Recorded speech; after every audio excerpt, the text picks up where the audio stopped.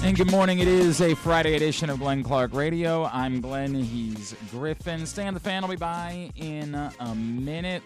Busy show on tap. Coming up this hour, Press Box Ravens beat writer Bo Smolka. Steve Tasker, of course, former Bills special teams ace.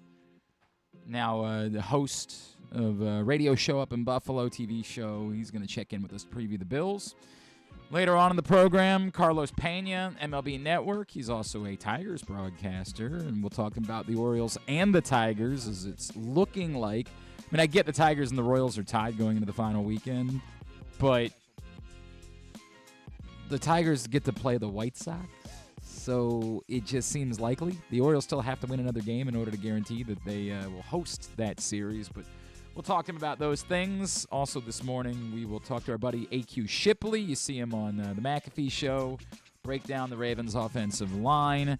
And Trent Dilfer, you know him, speaking of former Ravens, of course, former Ravens Super Bowl champion. Now the head coach at UAB. They host Navy tomorrow.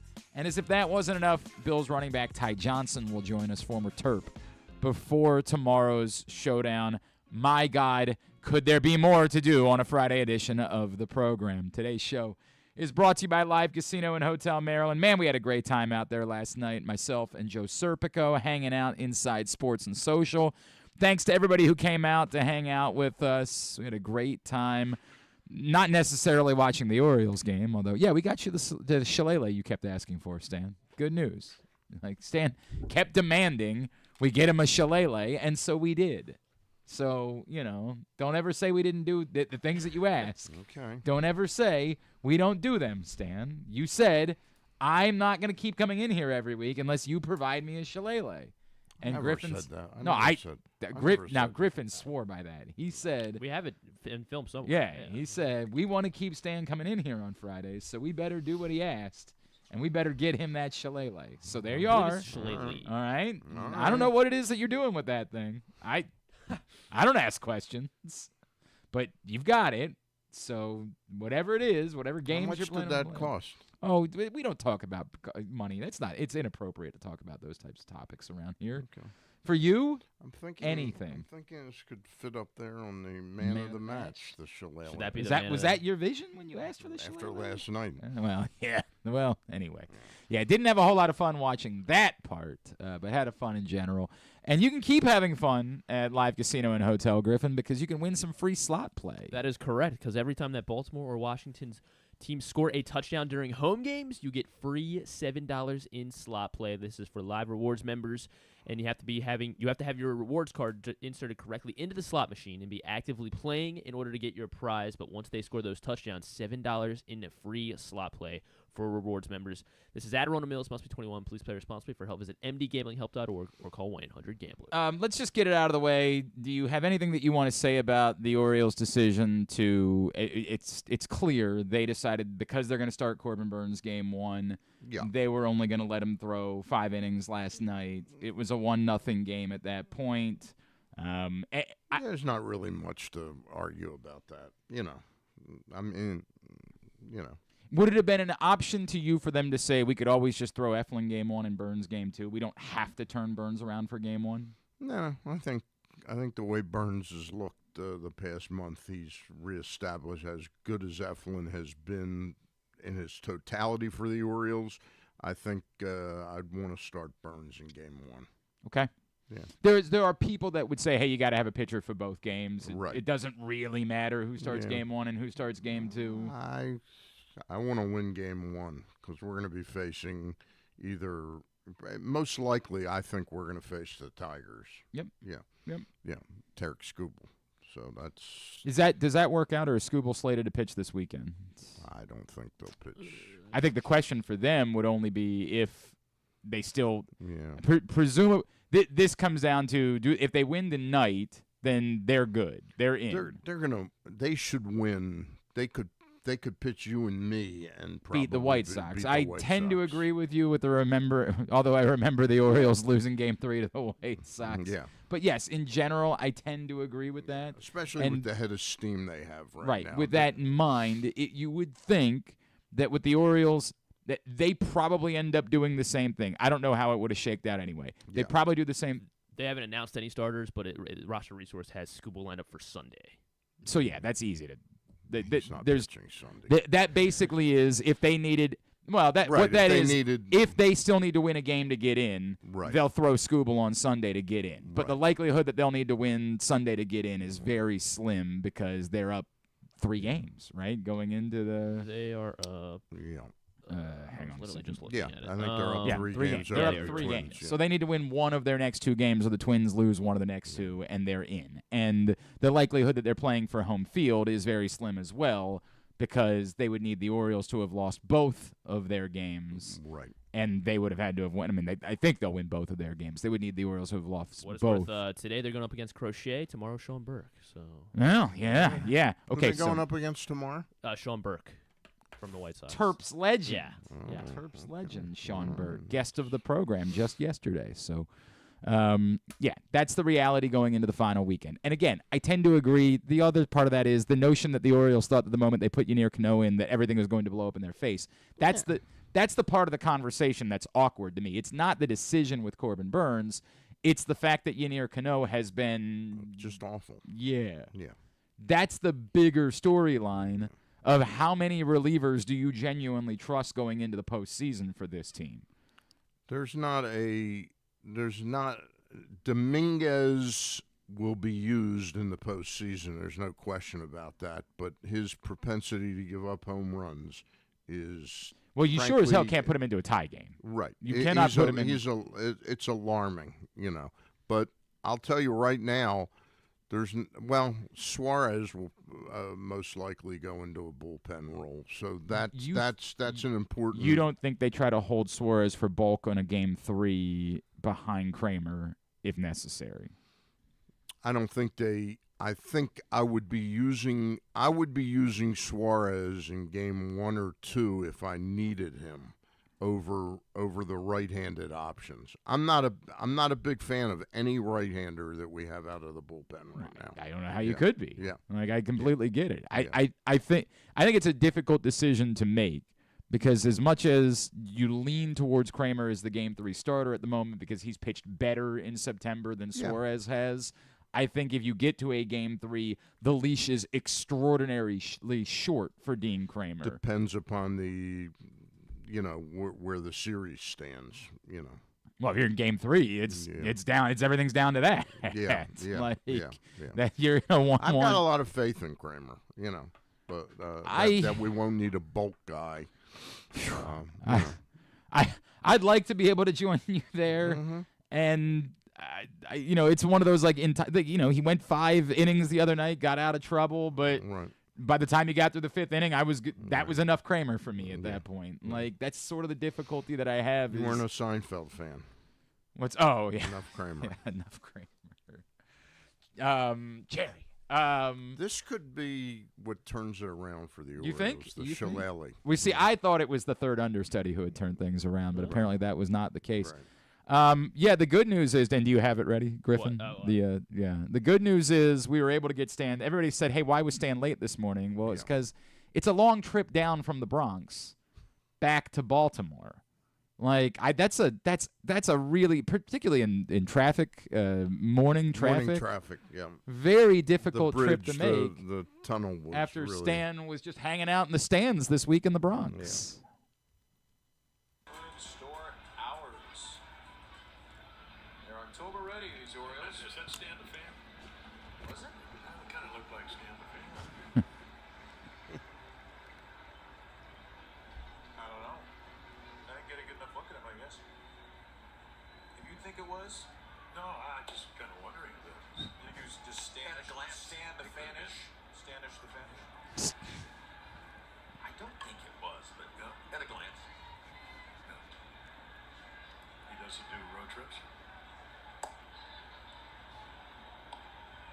Josh Charles was here the last time we were at Yankees. Well, they're relatives.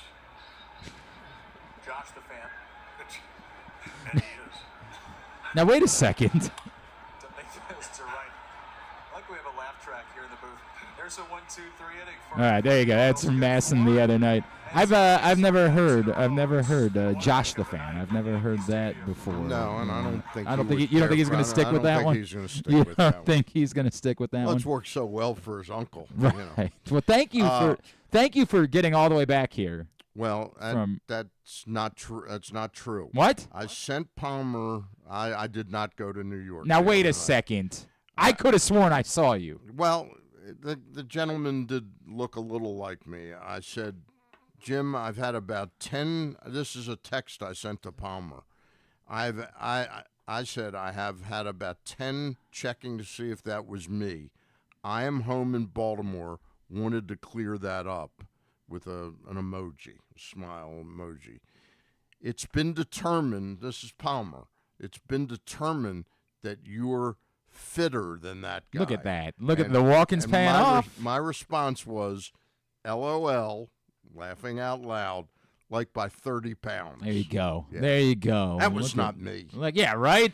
And I don't have a mustache. That's true. I also know that to be a fact. I do kind of like. I don't have a Gunnar Henderson. I do kind of like Stanish the Fanish, though. I did kind of enjoy that one. That one wasn't so bad. Can I hear that again? I didn't hear that. You know who I was on the phone with at the time that happened? The audio's not great. I'm going to have Griffin send it to you because the audio's not. It's unfortunately. I was on the phone with Mr. Gary Stein. Well, that's you know what? I bet he knew they were going to be talking about you, and he didn't want you to feel like a star. He just wanted to use it on WCBN. Is that what it was? He wanted to get that for himself.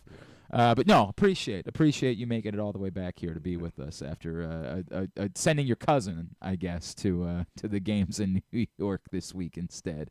Appreciate that. Yeah, I'm in a weird place because I think a lot of people feel better. The Orioles get some pieces back. They win a couple of games in New York. It feels good.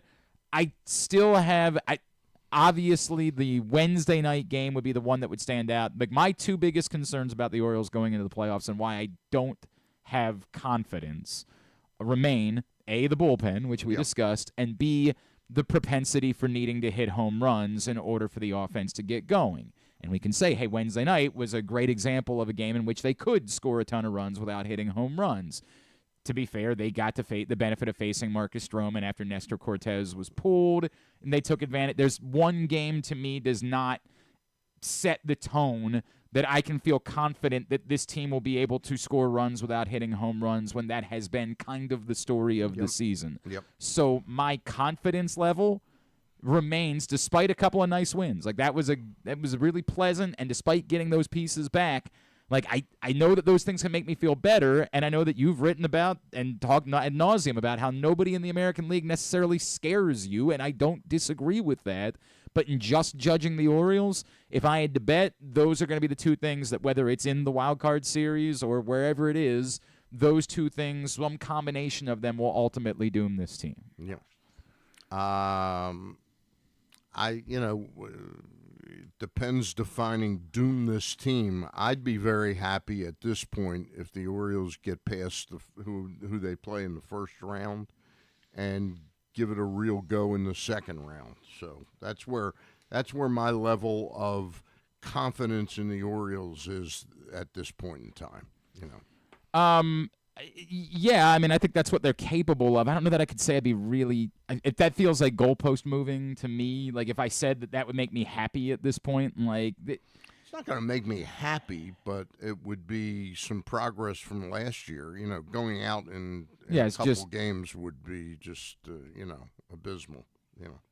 But do you think it would – what would be the response, though? Like if they were to, let's say, get swept in the wild card series do you think it leads to change? Do you think it – I think this team needs some change no matter how far they go. You know, it's going to be an interesting offseason.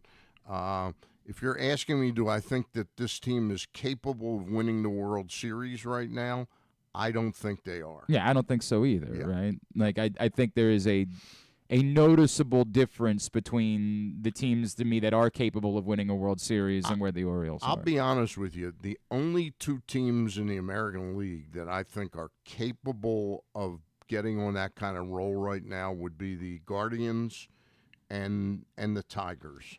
I don't see the Yankees, despite the fact they're going to end up with 97, 98 wins.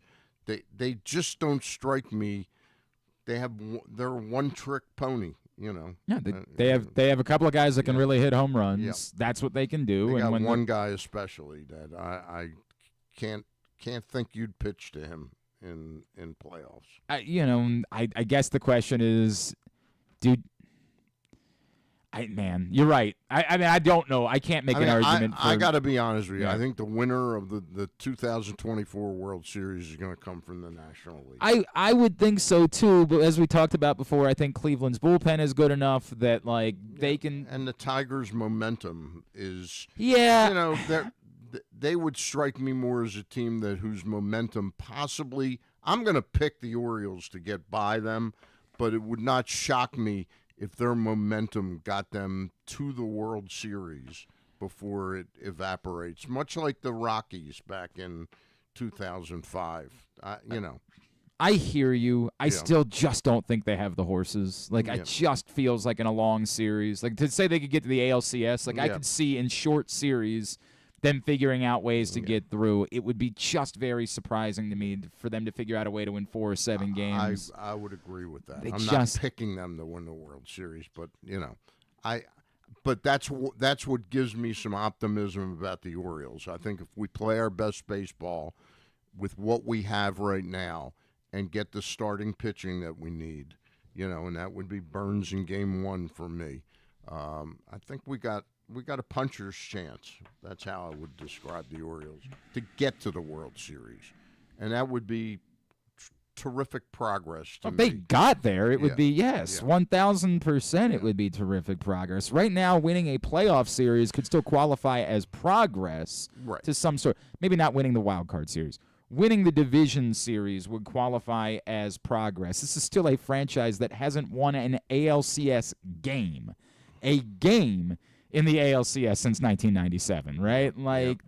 That alone, you could check off a box and call it progress and say, however they got there, whatever the murky path was to that point, you could call it progress of some sort. You could say, hey, we took a step because we did something this franchise hasn't done in more than 2 decades and nearly 3 decades at this point. Yeah. I could hear that as an argument for that being progress. It's still difficult for me to buy it at the moment, but I could hear that as being progress if you could just do that and say that at that point and say, look, whatever it was crisscrossed, it was weird. Despite the fact we had so many injuries during the regular season and all that jazz, but I'm more optimistic about the Orioles than I was, say, 7-8 days ago. I'm more optimistic that they could get on a roll. I'm not going to get that bummed out that Yennier Cano, who has been wildly erratic this year, that part. The problem to me being you can't hide in here. Somebody's going to have to pitch out of the bullpen. Yeah. Someone has to. And Gregory Soto is the guy you have the most confidence in the moment, which is that was like wild. 3 weeks ago. We were saying, why did we make correct? That why trade? is he on the team? 100%. We gave up Seth Johnson, right? For him, and now he's the one guy, but he's the one guy. Somebody else has to pitch. I've got a lot of faith in all of our left-handers. Okay. Perez is probably 4th to me. Yeah. But I've grown to really admire the work that Aiken has done this year, and getting Coulomb back is pretty good. It would be nice if, and that's where I think Suarez comes in. I think in short bursts he might really be able to be something. That's why I wouldn't be conserving him in a game 1 if you needed a couple. You got to use. I don't like that rule, the 3-man rule. I don't like it. You would like to get rid of it entirely, or just for the playoffs? Especially for the playoffs, I think I'd like to get rid of it entirely. This is a tough one for me because in general, I get it. In general, I would say understand exactly what you're saying on the argument of baseball has unquestionably been a better product with the commitment to trying to speed up games. Correct. There's no question about it. So It's a tough. I would say it's in a vacuum conversation. I would say in the playoffs, I would really like them to. And I could listen to the argument because they abandoned the other rule that I like in the playoffs too, and they abandoned the 10th inning thing, which I think has been good for baseball. They abandoned that in the playoffs, and so if you want to say, hey, these are rules that we use the regular season, but once we get to the playoffs, we go back to sort of a traditional baseball concept, then I'd be willing to listen to that argument, that you get rid of the 3-batter for the playoffs specifically, because we're no longer as concerned about game times. People are going to the ballpark. Right. There's and people are watching on TV. Correct. There's Now, the media partner might not like – I was trying to do the math for Tuesday because I think I feel good. I'll admit to you, I'm a little bit nervous. We got an Arthur Millette show Tuesday night at the Green Turtle in Towson. Arthur Millette show. That we're going to be like the afternoon. Doing the simple math would suggest San Diego has to be the late game. Right. And you would expect that ESPN would want Houston for the primetime game. Right. You would think that they're, just because of the brand, the market size, they don't want to do 2 AL games in the afternoon, 2 NL games at night. I would think that they would want, and I think that Houston is a more desirable market than Milwaukee, so I would think that they would want Houston for the 7 o'clock, that primetime window, which to me would put Baltimore and Milwaukee is the afternoon games in whatever combination. That's what my gut tells me. There's going to be 4 games on Tuesday?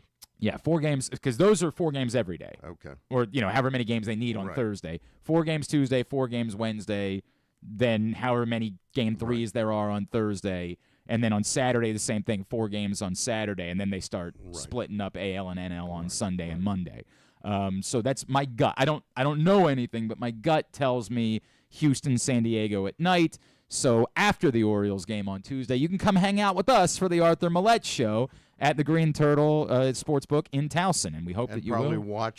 Listen to the show and keep an eye on the night games. 100%. Of course, they'll have all the games up on the screens, and if it's, say, the second afternoon game, then those of you that aren't going, I'll probably wander over early, and if it's like a 3:30 game or a 4 o'clock game, I'll probably choose to watch the game at the Green Turtle in Towson, and you guys come over, hang out with me, and then we'll do the Arthur Millette show immediately afterwards. PressBoxOnline.com/Millette for you to find out more. It's all brought to you by Easy Pass and HelpMyGamblingProblems.org. I can't be there on Tuesday. I'll be at the game. Oriole Yeah, game. I figured that's the case. But could people come and get some tips on NFL picks for the week?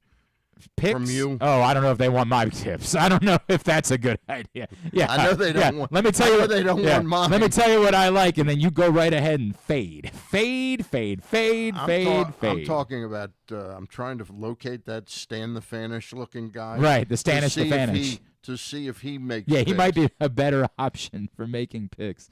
That has been rough. All right, we got to move some things around. Bo had something come up this morning, so we'll get Bo next week. We'll make sure that happens. We do still have a very busy day. A lot of guests on tap.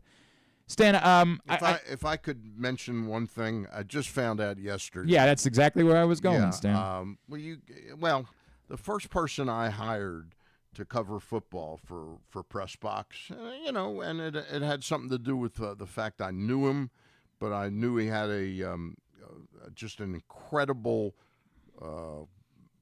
recall of Baltimore football history, was Joe Platania.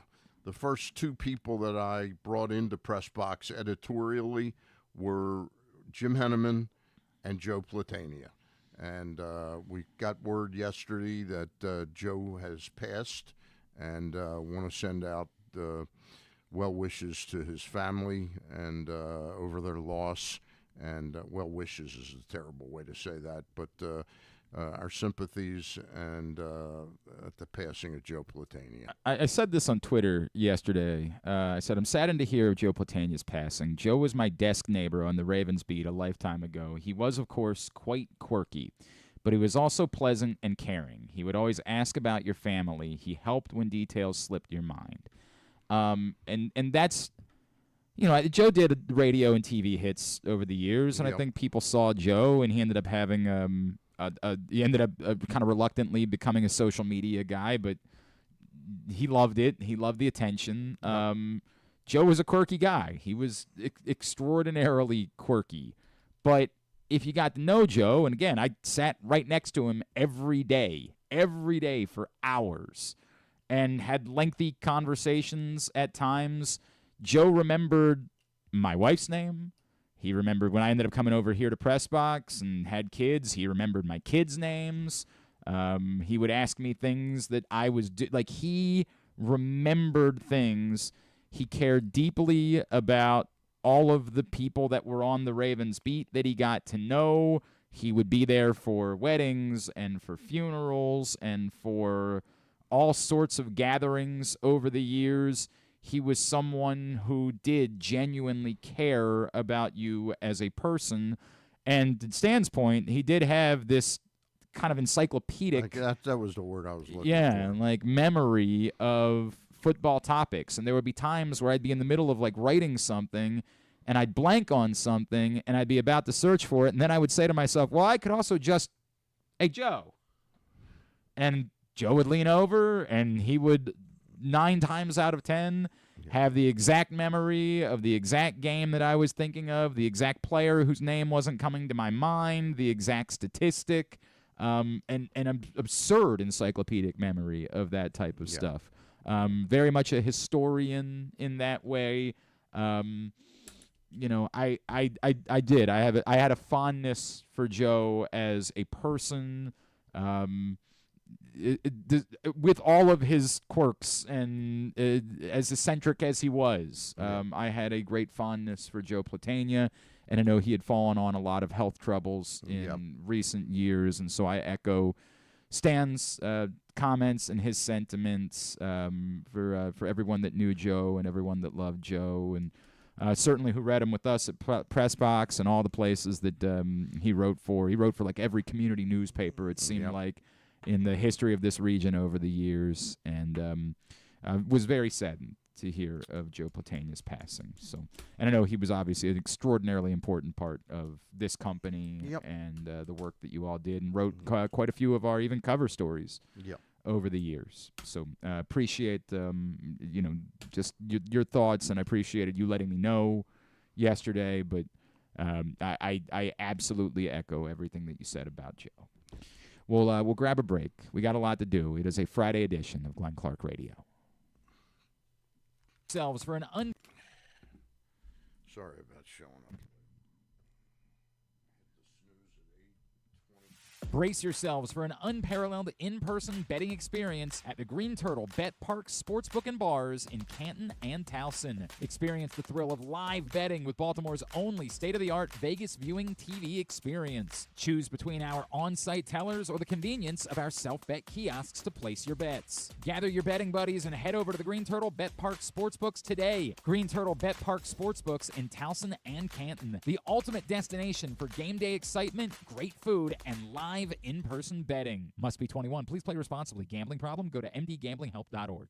Hey Baltimore, it's number 10, Arthur Millette, and I'm hoping you'll slot us in all season long for the Arthur Millette Show. We will be traveling around the region all season, giving you the chance to get to know me and my teammates. There will be some football talk and a lot more. You can watch this show live on Pressbox's Facebook and YouTube pages and listen every Friday night on 105.7 The Fan. Find out more at PressBoxOnline.com/Millette. The Arthur Millette Show, the only show in town that's a work of art. The next Arthur Millette Show is Tuesday, October 1st at the Green Turtle in Towson. It's brought to you by Easy Pass and 1-800-GAMBLER. Whether your focus is luxury and comfort, convenience and technologically advanced connectivity, or sporty performance and aggressive styling, we've got the perfect Highlander for you. Check out buyatoyota.com for deals on new Highlanders from your local Toyota dealer today. If you're looking at your old boiler with a jaundiced eye, it's time to call A.J. Michaels. You'll save 50% of your energy, get a $600 rebate, and an 18-month no-interest energy loan. Find us at ajmichaels.com. That's ajmichaels.com. The ultimate fan experience awaits you at Sports and Social Maryland. See how we're raising the sports bar with our massive 100-foot media wall featuring 40 HD TVs and a 47-foot big screen. Bet on your favorite teams and this year's biggest events at the FanDuel Sportsbook while enjoying your favorite beers and cocktails, plus our delicious takes on bar food classics. Visit Sports and Social at Live Casino and Hotel Maryland at Arundel Mills. Must be 21. Gambling problem? Call 1-800-GAMBLER. The drug scene in Maryland is changing. Fentanyl and xylazine are being added to street drugs, and you may not even know it. Xylazine is not even intended for humans, and fentanyl is an opioid 50 times stronger than heroin. and contributed to over 80% of overdose deaths in our state. Anyone who uses drugs, even occasionally, is at risk of overdose. To learn more, visit stopoverdose.maryland.gov or call or text 988. Gambling can be a fun and entertaining experience, but there are risks involved. If you're planning on betting on the game at the casino or on your phone or computer, know your limit, stay within it. Set a budget and a time to stop. Remember, gambling isn't a financial solution, and it doesn't mix well with alcohol or drugs. Know the risks and have a plan before you begin gambling. For free and confidential services, call 1-800-GAMBLER 24/7 or go to helpmygamblingproblem.org. Driving in Maryland? Did you know an Easy Pass from DriveEasyMD.com can save you time and money? Of course you did, because you are a thrifty driver. An antenna reads your Easy Pass transponder and automatically deducts the toll from your Easy Pass account. There, you just saved money with Easy Pass, all without slowing or receiving a notice in the mail. Well done, thrifty driver, well done. Get your Easy Pass at DriveEasyMD.com. Contrary to what some people believe, I actually like this guy when he sleeps. Glenn Clark, talking sports. All right, back in here on GCR. It is a Friday edition of the program. That means our Chief Grand Poobah, Stan the Fan, is in studio with us. And I need to tell you all about a very special offer, a back-to-school sale. The CIAA tournament is coming back to CFG Bank Arena February 25th to March 1st, 2025. And right now, if you use the promo code SCHOOL75, you can take $75 off a week-long pass. So instead of $275, $200 for every game, every session, all tournament long. But you got to use the code SCHOOL75. And this code only is good until October 9th. So make sure you take advantage of it today. The CIAA tournament is back in Baltimore this February 25th to March 1st. CIAAtournament.org is the website. And again, use the promo code. That they're already promoting. Well, I think that everybody has seen what kind of event it is. Yeah. It is a celebration. It's, as we've talked about a lot, the CIAA tournament is much more than just a basketball tournament. It is a cultural event in our city. And again, the code SCHOOL75 takes $75 off a week-long pass. Every game, every session for the CIAA men's and women's basketball tournaments at CFG Bank Arena. Go take advantage of that right now. All right, Stan, we're going to be joined here in a few minutes by Steve Tasker to preview the Bills. I ask you this question. The other night, I hope that I don't get the response. What happened in the Cincinnati-Cleveland game when the Guardians had a combined perfect game going, leading 2-0 in the 7th inning, and TJ Friedel lays down a bunt to get a base hit and bring the tying man to the plate for the Cincinnati Reds. Do you have any issue with that whatsoever? Not really. You know, it's supposedly one of those unspoken rules of baseball that you don't bunt to break up a no-hitter. But you know, my feeling has always been that you know, if the other team, if the score were 8-0, I'd say, yeah, I have a little bit of a problem with it. At 2-0, I think each team's obligation is to try and win that game. I feel extraordinarily strong about that point. I would not be angered by it in an 8. Like this notion that a perfect game is supposed to be easy. You're supposed to help a team get a perfect game. There's a gauntlet of getting 27 guys out in a row. That's a hard gauntlet. It's extraordinary because sometimes you give up a hit despite doing the right things. Right. That's the nature of sometimes things are nothing more than dumb luck. Yeah. A ball dinks in. It's a swinging bunt, a little nubber that you can't do anything about. Sometimes it's a Baltimore chop that turns into a base. The notion that somehow, once you get to a certain place in the game, the other team is supposed to say, stop. Yeah. we're going to do everything we can to help you. Right. to make it easier for you to get a perfect game is nonsense. Now, I was unaware of this. I was transfixed with the triple play that the Padres did in order to lock up their 2 losses in a row. Well, things happen. Yes, T.J. Friedel did choose to lay down a bunt. Again, in a tune-up. This brought back memories of Ben Davis doing this against Curt Schilling years ago, and Bob Brenly losing his mind and essentially threatening to decapitate Ben Davis afterwards. And it's hilarious because I don't know why that came up. That actually came up a couple weeks ago when Drew was in here one day. We were talking about how insane Bob Brenly was in response to that. He's calmed down a little since then. Has he, though? Are we sure? Or has he just moved to the booth and so we don't recognize it any longer? Yeah. I don't know how much he's calmed down over the years. The idea that you would ever be mad, but yes, particularly given the fact that it was a 2-0 game, you now brought the tying run to the plate. And for people to say, well, the Reds are out of it. What is it? Again, it is not their job. The notion that they are supposed to participate and say, all right, now we're the Washington Senators. Right. Now, we play baseball for a few innings. And I'll tell you another thing. If I bet on the Cincinnati Reds that night, right? At FanDuel or imagine. Live Casino, I'm really glad that he laid down that bunt. It didn't. It didn't ultimately work out, right? But the idea is you're a baseball player. When the other team waves the flag and says, we're right. Yeah, we don't want to try anymore. Then you guys can stop trying too. And to the other point, the things that people don't talk about for T.J. Friedel, bunt hits this season. Which, by the way, he's very good. This is not abnormal for T.J. Friedel, as was pointed out by a lot of people. He has done this quite a bit this season. It makes sense.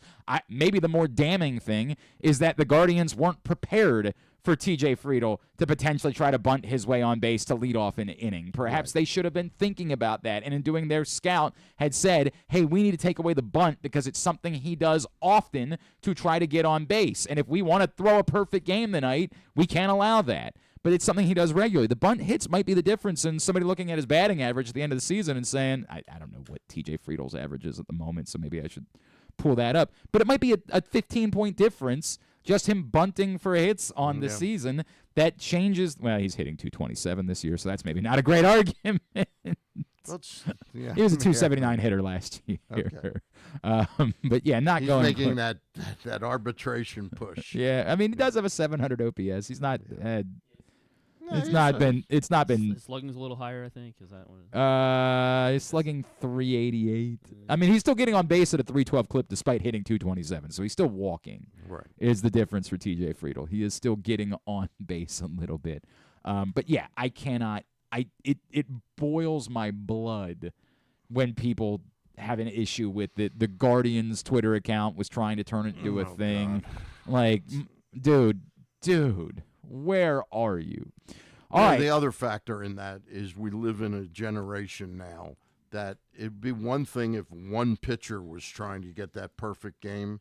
The chances that the Guardians were going to allow the starting pitcher to go the entire way. Well, and they didn't. They had already pulled. Yeah, it was already. And like then people are trying to. That changes some of the dynamic too. But I wouldn't even care if it was the starting pitcher. Like the notion.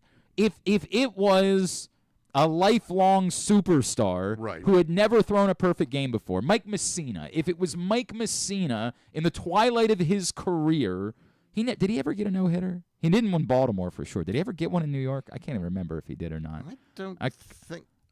He did get a 20-win season ultimately. His last year. Yeah, his final season, he won his 20th game, and like on his last start of the season, I believe. I don't think he got 20. A no-hitter. I think he had a couple close. I mean, in Baltimore, he had extraordinary close encounters. Yes, but I don't know that he ever actually got one. Do you have it or no? No, do you? On September 2nd, 2001, it was his first season with the Yankees. He retired the first 26 Red Sox. Wow. Yeah. Before he had done, I want to say the exact same thing in Baltimore. He definitely took no-hitters to the ninth inning. Yeah. The 8th and 9th inning. One of them was against the Twins. That sounds right. There was a Friday night that I remember being like, it was finally going to happen in Baltimore. 97. That might be right. Yeah. He was 2 outs away from a perfect game. Yeah, there you go.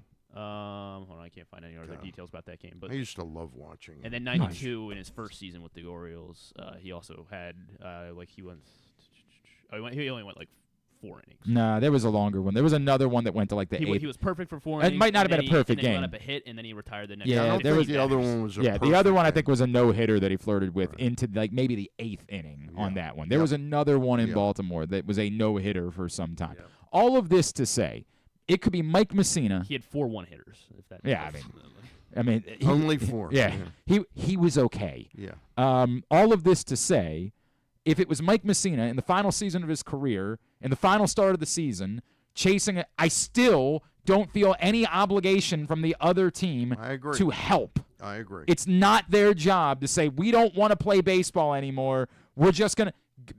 It doesn't work that way. Like, you still have to go try to play baseball. That's why it's difficult. It's like trying to make a double. That's why I enjoy the fact they got rid of the neighborhood play. You're getting 2 outs. It's supposed to be hard. It's not supposed to be easy to turn a double play. You got to step on the base. Well said. You're getting 2 outs out of this. Well said. I did want to revisit one time before the playoffs begin, just a reminder of what we thought was going to happen. And we gave ourselves the opportunity to update it at the midway point of the season. Just a quick reminder, Stan the Fan, you picked to win the AL East, the Baltimore Orioles. Okay. So did I. So did Griffin. So 0 for 1 across the board. All right. Stan, your pick to win the AL Central was the Minnesota Twins. Griffin, your pick to win the AL Central was the Minnesota Twins. Originally, before the season began, my pick to win the AL Central was the Minnesota Twins. But for $3, I purchased my way into the Cleveland Guardians as my AL Central winner. So far, so good. Did I change? No, remember, we bid. That was the way that it worked. Oh, that's right. And once you won the bid, you were able to do it. Okay. AL West winner, across the board, the Houston Astros. So we're good there. We do have one. I'm at the moment up 2-1. Right. NL East winner, Stan, you originally picked the Atlanta Braves, but for $7 you purchased the Philadelphia Phillies in the midseason, and so you will tie me at 2-2. I had the Atlanta Braves. Griffin had the Atlanta Braves. The NL Central, before the season began, Stan the Fan, you picked the Cincinnati Reds. Yep. I picked the Cincinnati Reds.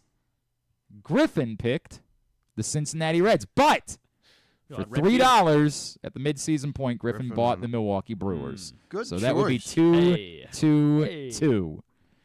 The NL West, before the season, all 3 of us picked the Los Angeles Dodgers. So, division winners only, we're all 3 apiece. All right. We're all 3 apiece going into the playoffs. Our wild cards. You had the Yankees, okay. You had Seattle, and you had the Rangers, but you bought your way out of the Rangers and into the Minnesota Twins. So you're going to get a wild card pick. No, you're not. Yeah, the Twins are going to fall short. Never mind. Take it back. You're not going to get anything. I had the Blue Jays. That, by the way, that was the Stan the Fanish. That was Stanish the Fanish. I had the Blue Jays, Yankees, and Rangers. So I also going to go 0 for 3. Griffin had the Yankees, the Rays, and the Rangers, so he will also. When you say also go 0 for 3, so the fact that the Yankees made you had to pick what they exactly right. Brutal. NL wild card. Stan, you had the Diamondbacks, the Giants, and you started with the Phillies, but then bought your way into the Padres. So that actually is going to turn out pretty good. Much better. Good. Much better for you when it comes to. What was I thinking? I had the Giants. You had the Giants. Oh, back at the beginning of the season. Okay. Yeah, remember we didn't completely update things. Right. We just allowed you to buy your way out of certain picks. That was that part of the contest where he came in. He had worked months on this. Yeah, I had schemed this up. And he lays around. This is what we're going to do. Hang on. You bought your pick. You bought the Padres, and that turned out to be really good for you.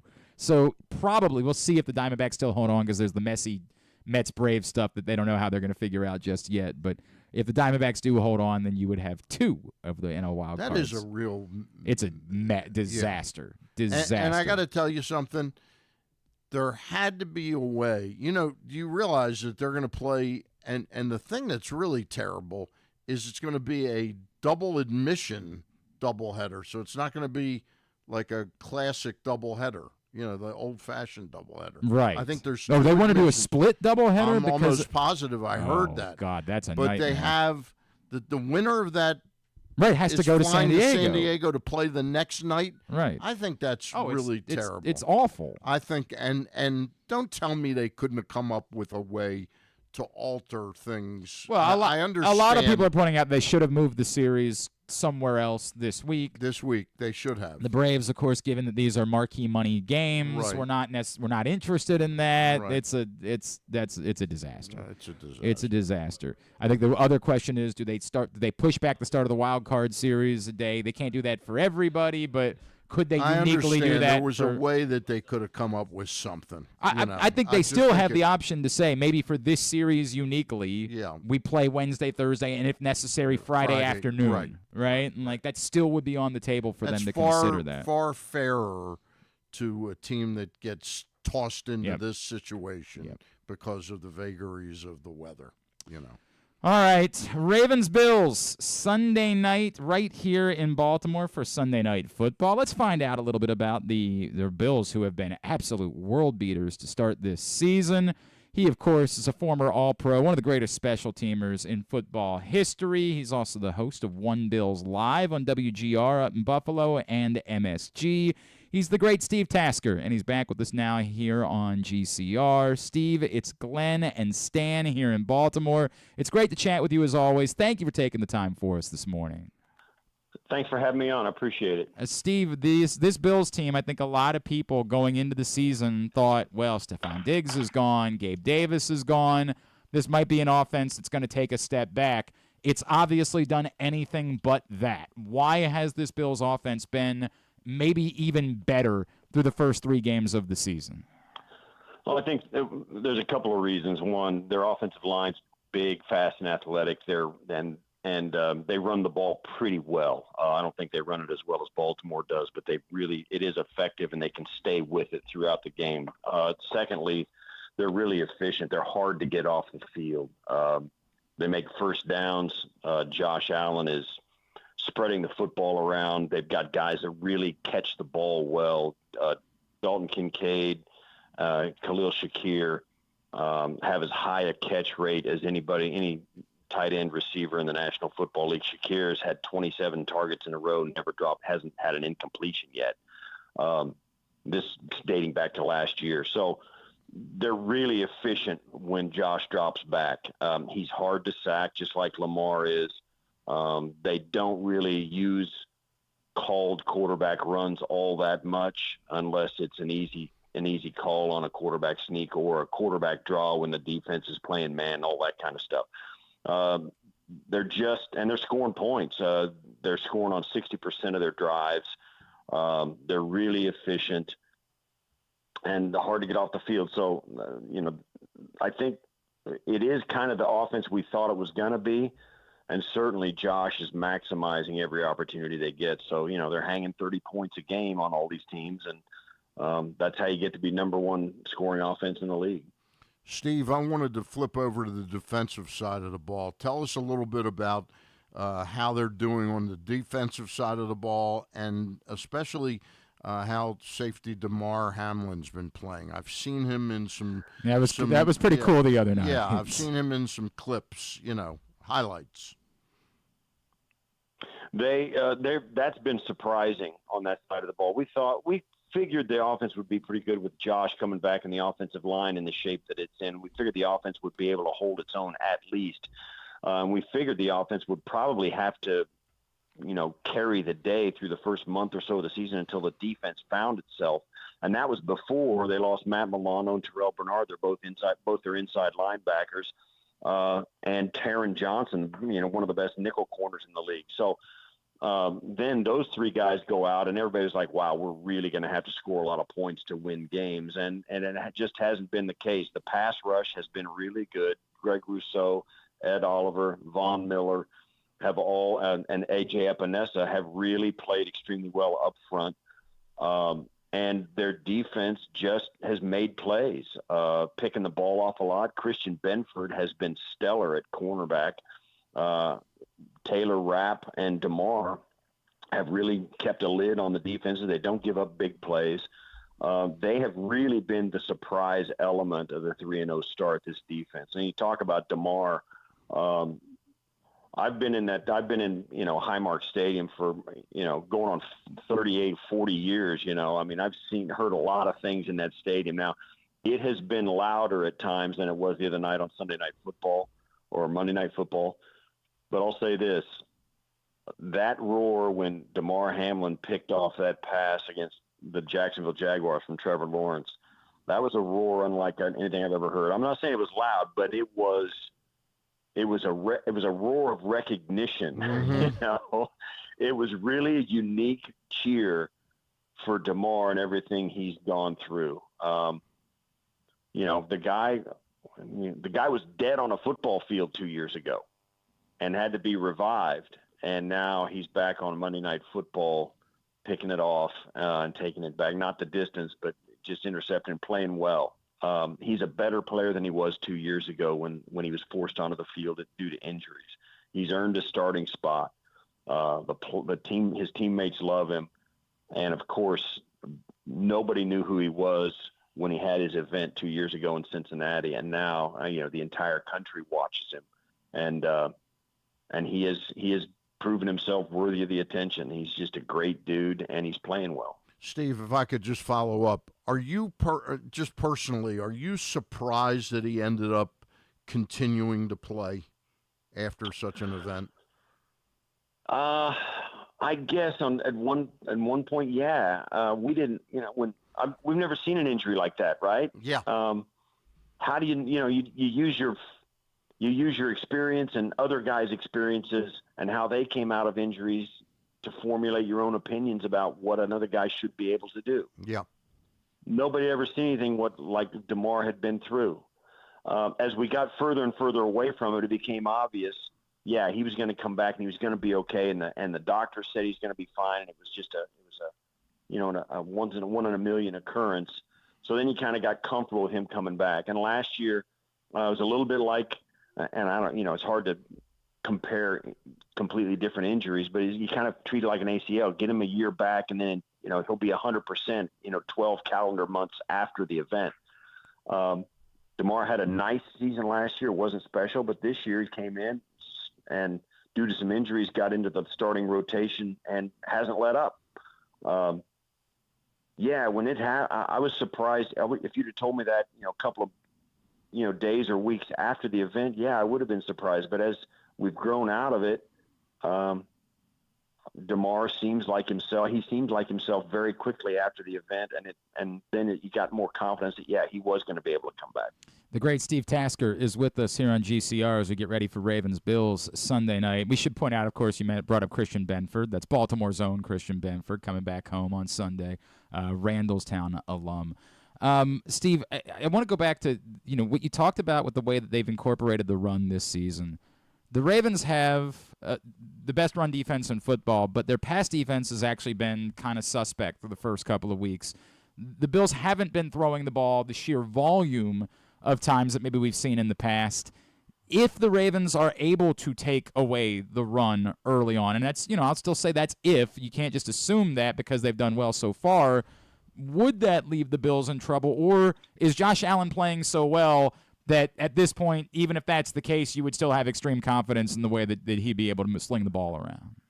Well, I think this Bills team, I think they believe they can beat teams in a variety of ways. Certainly they've run the ball well enough against Arizona, Jacksonville, and Miami to use that as a big part of their attack. I don't think they would flinch at throwing the ball 50 times.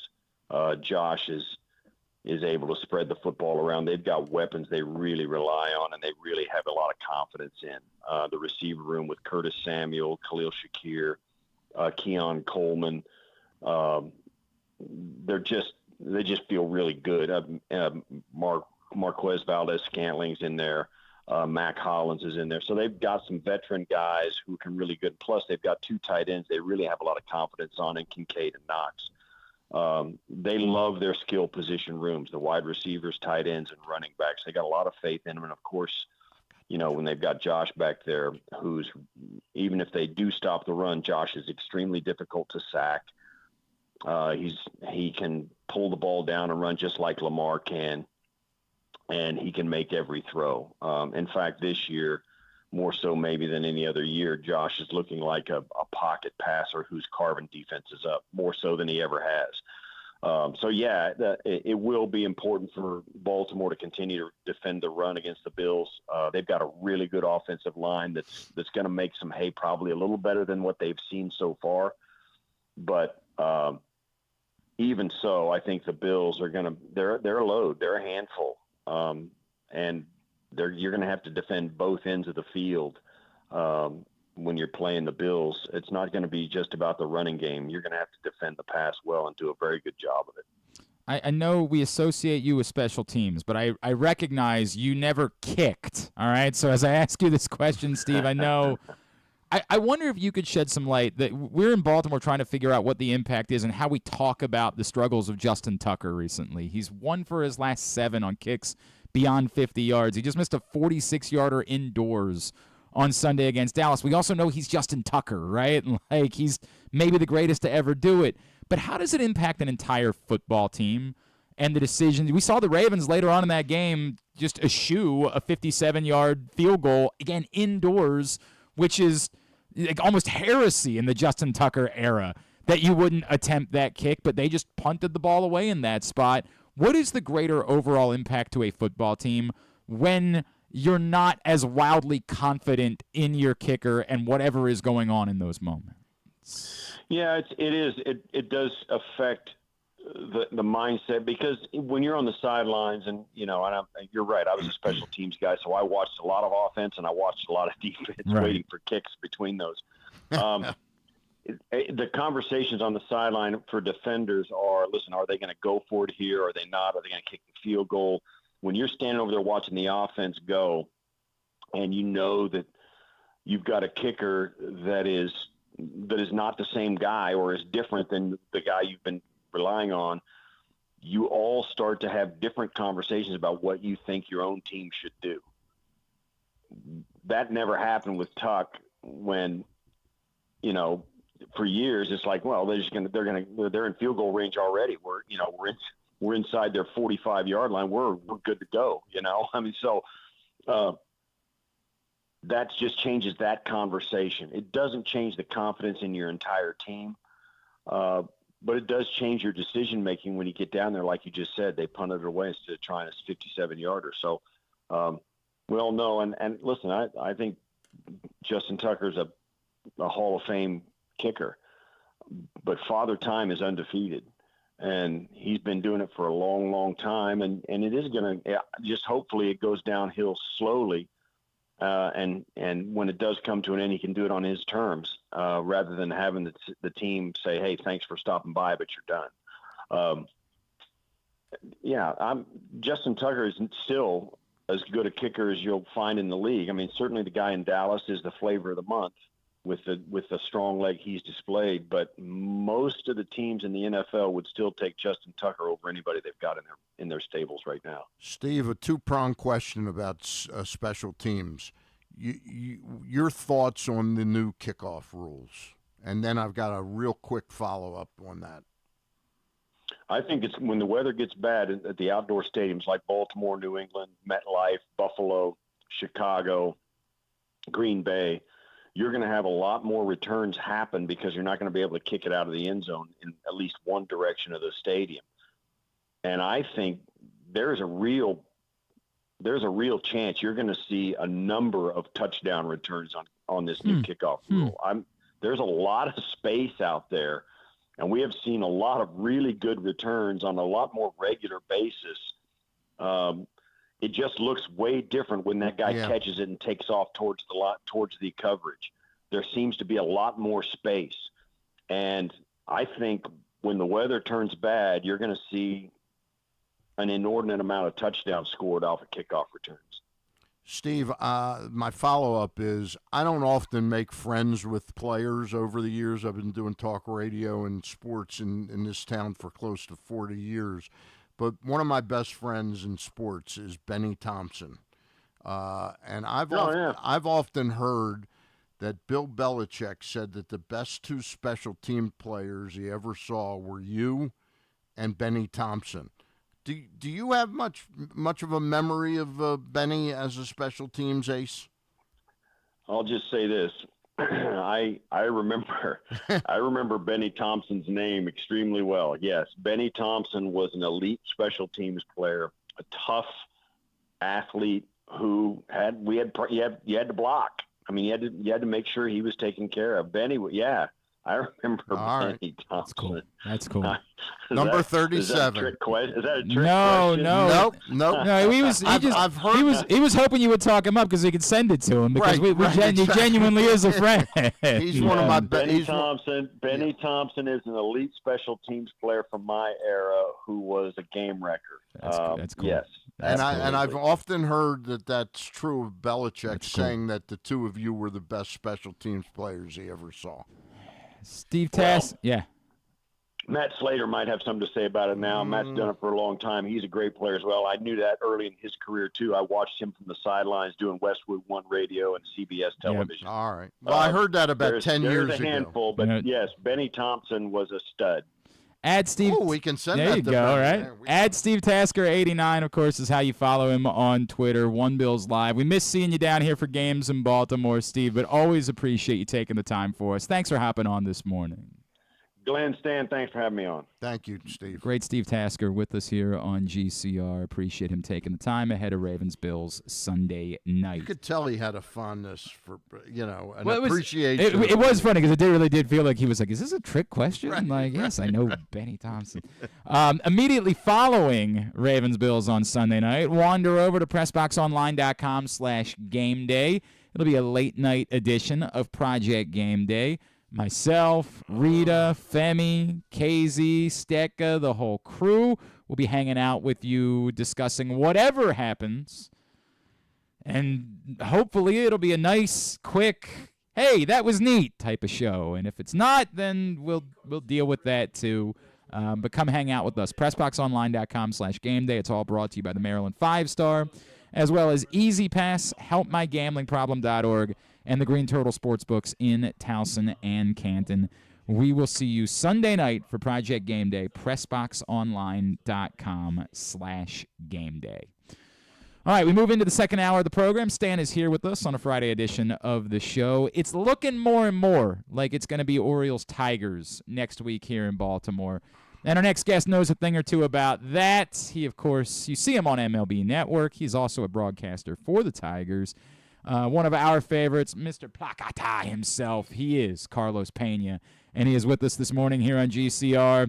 Carlos, it's Glenn and Stan in Baltimore. It's always great to chat with you, sir. Thank you for taking the time for us this morning. It's my pleasure. I was really looking forward to it. Carlos, we will get to the Orioles, but obviously the story of the month in baseball, and we're kind of sick of it in Baltimore because it went the wrong way 4 out of 6 games, is the Detroit Tigers. What has happened here? Like, how has this occurred? The Tigers have been the hottest team in baseball. And they've just been firing on all cylinders. Obviously, they're a very talented group. However, there are now no household names anywhere outside of Tariq Skubal. You could say that these guys are just gamers, right? There's not like a superstar that stands out. And it just goes to speak, tells you a lot about what baseball is all about, right? The sum of all parts is always dangerous. So if you have everyone doing their job, man, just good things can happen. And that's precisely what's happened there. Everyone has been able to execute. If you look at the defensive plays that they've been making, they've made the routine plays, but they also made some crazy defensive plays. The way they've been running the bases, the way the bullpen has responded, starting pitching, typically gives good length. But we've seen so many bullpen games as well, where there'll be just an opener pitching 2 innings, and the next thing the whole entire bullpen comes in and does their job. So it's everyone contributing. And it sounds cliche, we talk about it in baseball all the time, but when you actually see it materialize, it works. And that's what's happened with Tigers. It is what they're doing pitching-wise sustainable in the playoffs? I mean, I know Skubal has been the pitcher of the year in the American League, but beyond that, I remember Flaherty being pretty good until he was traded to the Dodgers. But is what they're doing, they, in fact, against us the last weekend, Carlos, they used the same opener twice in a 3-game series, Tyler Holton. Yeah, that's the problem with that. That it's not sustainable if you look at it, because all it takes is one blowout. Like, you have one bad inning, and you kind of just get the entire system out of whack just because all of a sudden that particular pitcher that maybe came out on the 4th inning gets blown up, and now you have to go to another one. Then it would tax your bullpen, and now what do you do, right? So that's why it's not sustainable. Ideally, you want those starters to give you length. That's what ideally you want to happen. But in a short series, sure, it works.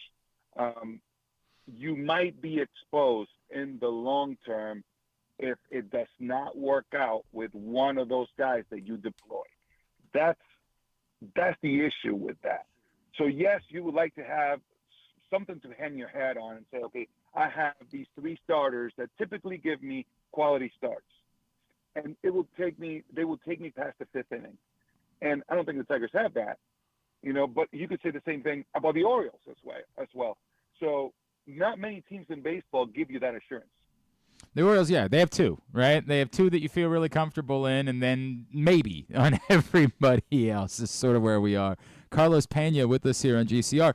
Carlos, with that in mind, I think a lot of people would say, hey, if it is Orioles-Tigers for 3 games starting next Tuesday, the fact that the Tigers just took 4 out of 6 from the Orioles, the way the Tigers are playing, no matter where the series are in the minds of some, they'd be the favorite. But do we have to eliminate all? Like, is it truly as simple as, hey, once you get to the playoffs, literally nothing matters, that you don't look back on what happened a couple of weeks ago? It's a completely different series. There's no way to feel like the Tigers definitively would be favored if they come to Baltimore next week.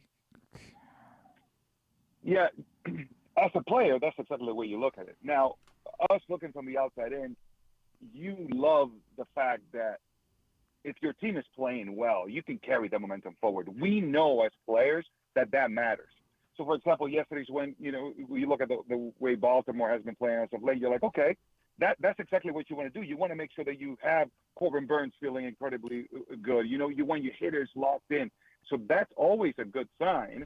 So it's not just throw it all away. You can use that to your advantage going into a postseason series. As a matter of fact, that's the most dangerous team. It's who can be the hottest. Right now, we can say the Tigers are the hottest team in all of baseball. So they can really use that to their advantage if they're able to continue to ride that way. But from a player's perspective, if you are not that team that's been on fire, you can say, hey, clean slate. Nothing matters. It's all about the moment right now. Can we win the now? This pitch right here is one of the biggest mantras I remember when I was in the postseason. And I used to talk to my teammates. One of the things that we would talk about is winning this pitch right here. And having that mentality, we wanted to be exhausted at the end of the game because we were so focused on every single pitch, right? Staying in the, just the never-ending present moment, that at the end of the game, you should be absolutely spent because of how much you focus on the task at hand. So it's winning this pitch right here. That's the mentality. That's why I love the postseason. Nothing matters. It's only the now. The city of Detroit, you played a good piece of your career in Detroit. How good a baseball town is Detroit? Even yesterday I was talking about the fact that, you got the Pistons, the Red Wings and the Lions, and you're like, okay, this is a great sports town. But I'm going to say this. Detroit is a great baseball town, more so than any other sport. So it was really cool to see how the crowd came out, and this was very telling.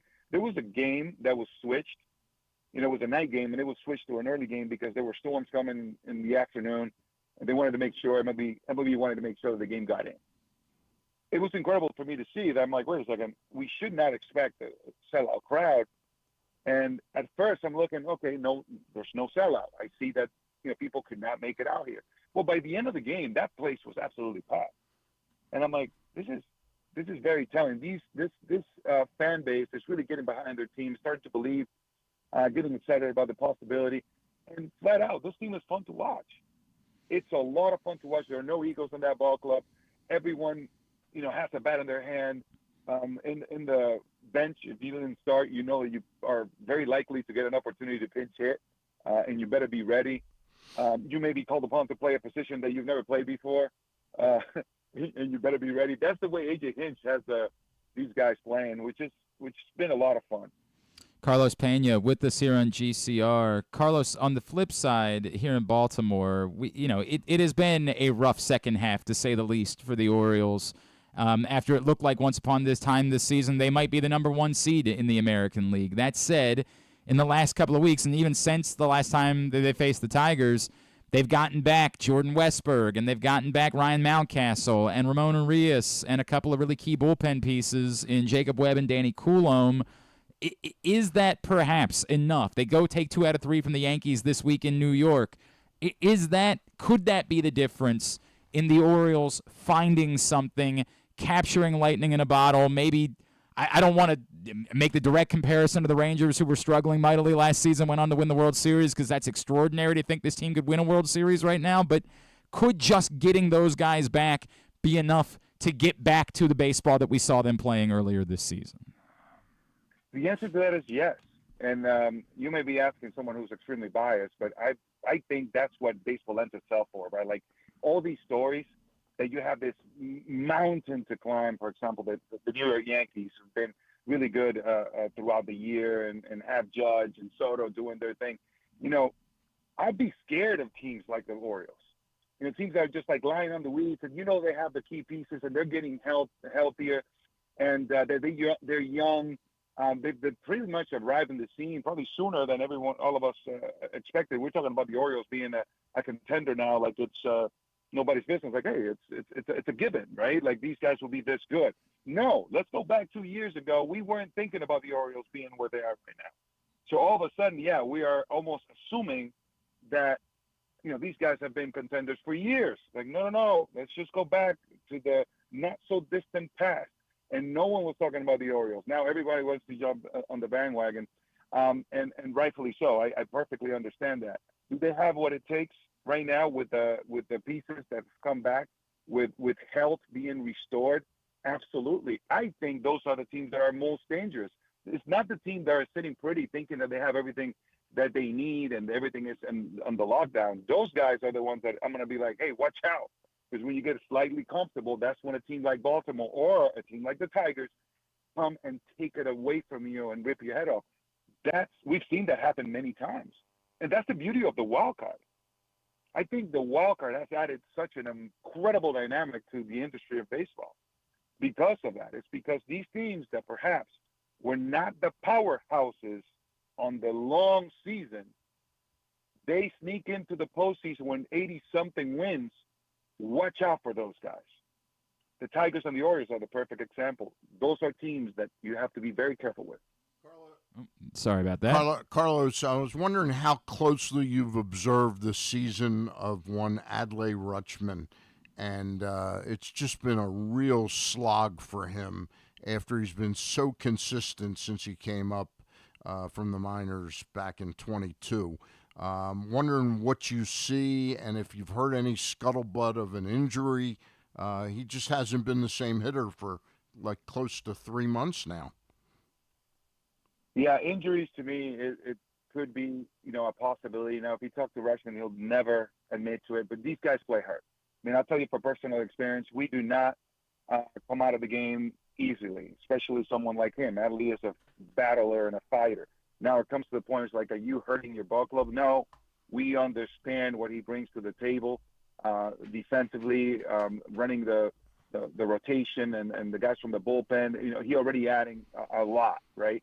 However, yes, we've seen him sort of take a few steps backwards, but I believe it has to do a lot also with the way they have been attacking him. The timing has not been the same. And sometimes we'll work on everything on the sky, every single possibility under the sky except approach and timing. We'll work on every single mechanical adjustment that we could possibly think of instead of going to the number one reason of why hard hit balls happen and why they don't happen, which is timing. That is the most important thing. And what I observed from the outside looking in, and if I had a conversation with Adley Rutschman, it would be, let's talk about timing. You're late and you're not getting ready early enough. So if I had to say something right now, like for tonight's game, it would be, I need you to get ready earlier than you think it's reasonable. And I would demonstrate what that would look like. And it may feel uncomfortable, but sometimes it doesn't compute in our brain. So what I see is something that could be easily fixed, guys, which is mind-boggling. Think about it. It's like, wait a second. They have hitting coaches. They have tape. They have advanced scouting. Like, why hasn't this happened? Typically, the industry, we focus on mechanics. We focus on statistics instead of going to the simplest but most important thing, which is timing. I did it when I played.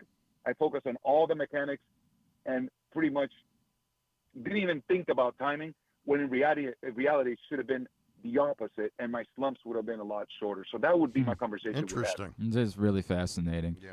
Carlos, before we let you go, if I could, one of the things that Stan and I have talked about a lot in recent weeks is that for as down as maybe we were about the Orioles, it really did look like the American League was still wide open and that there were no dominant teams and no one that you really feared going into the playoffs.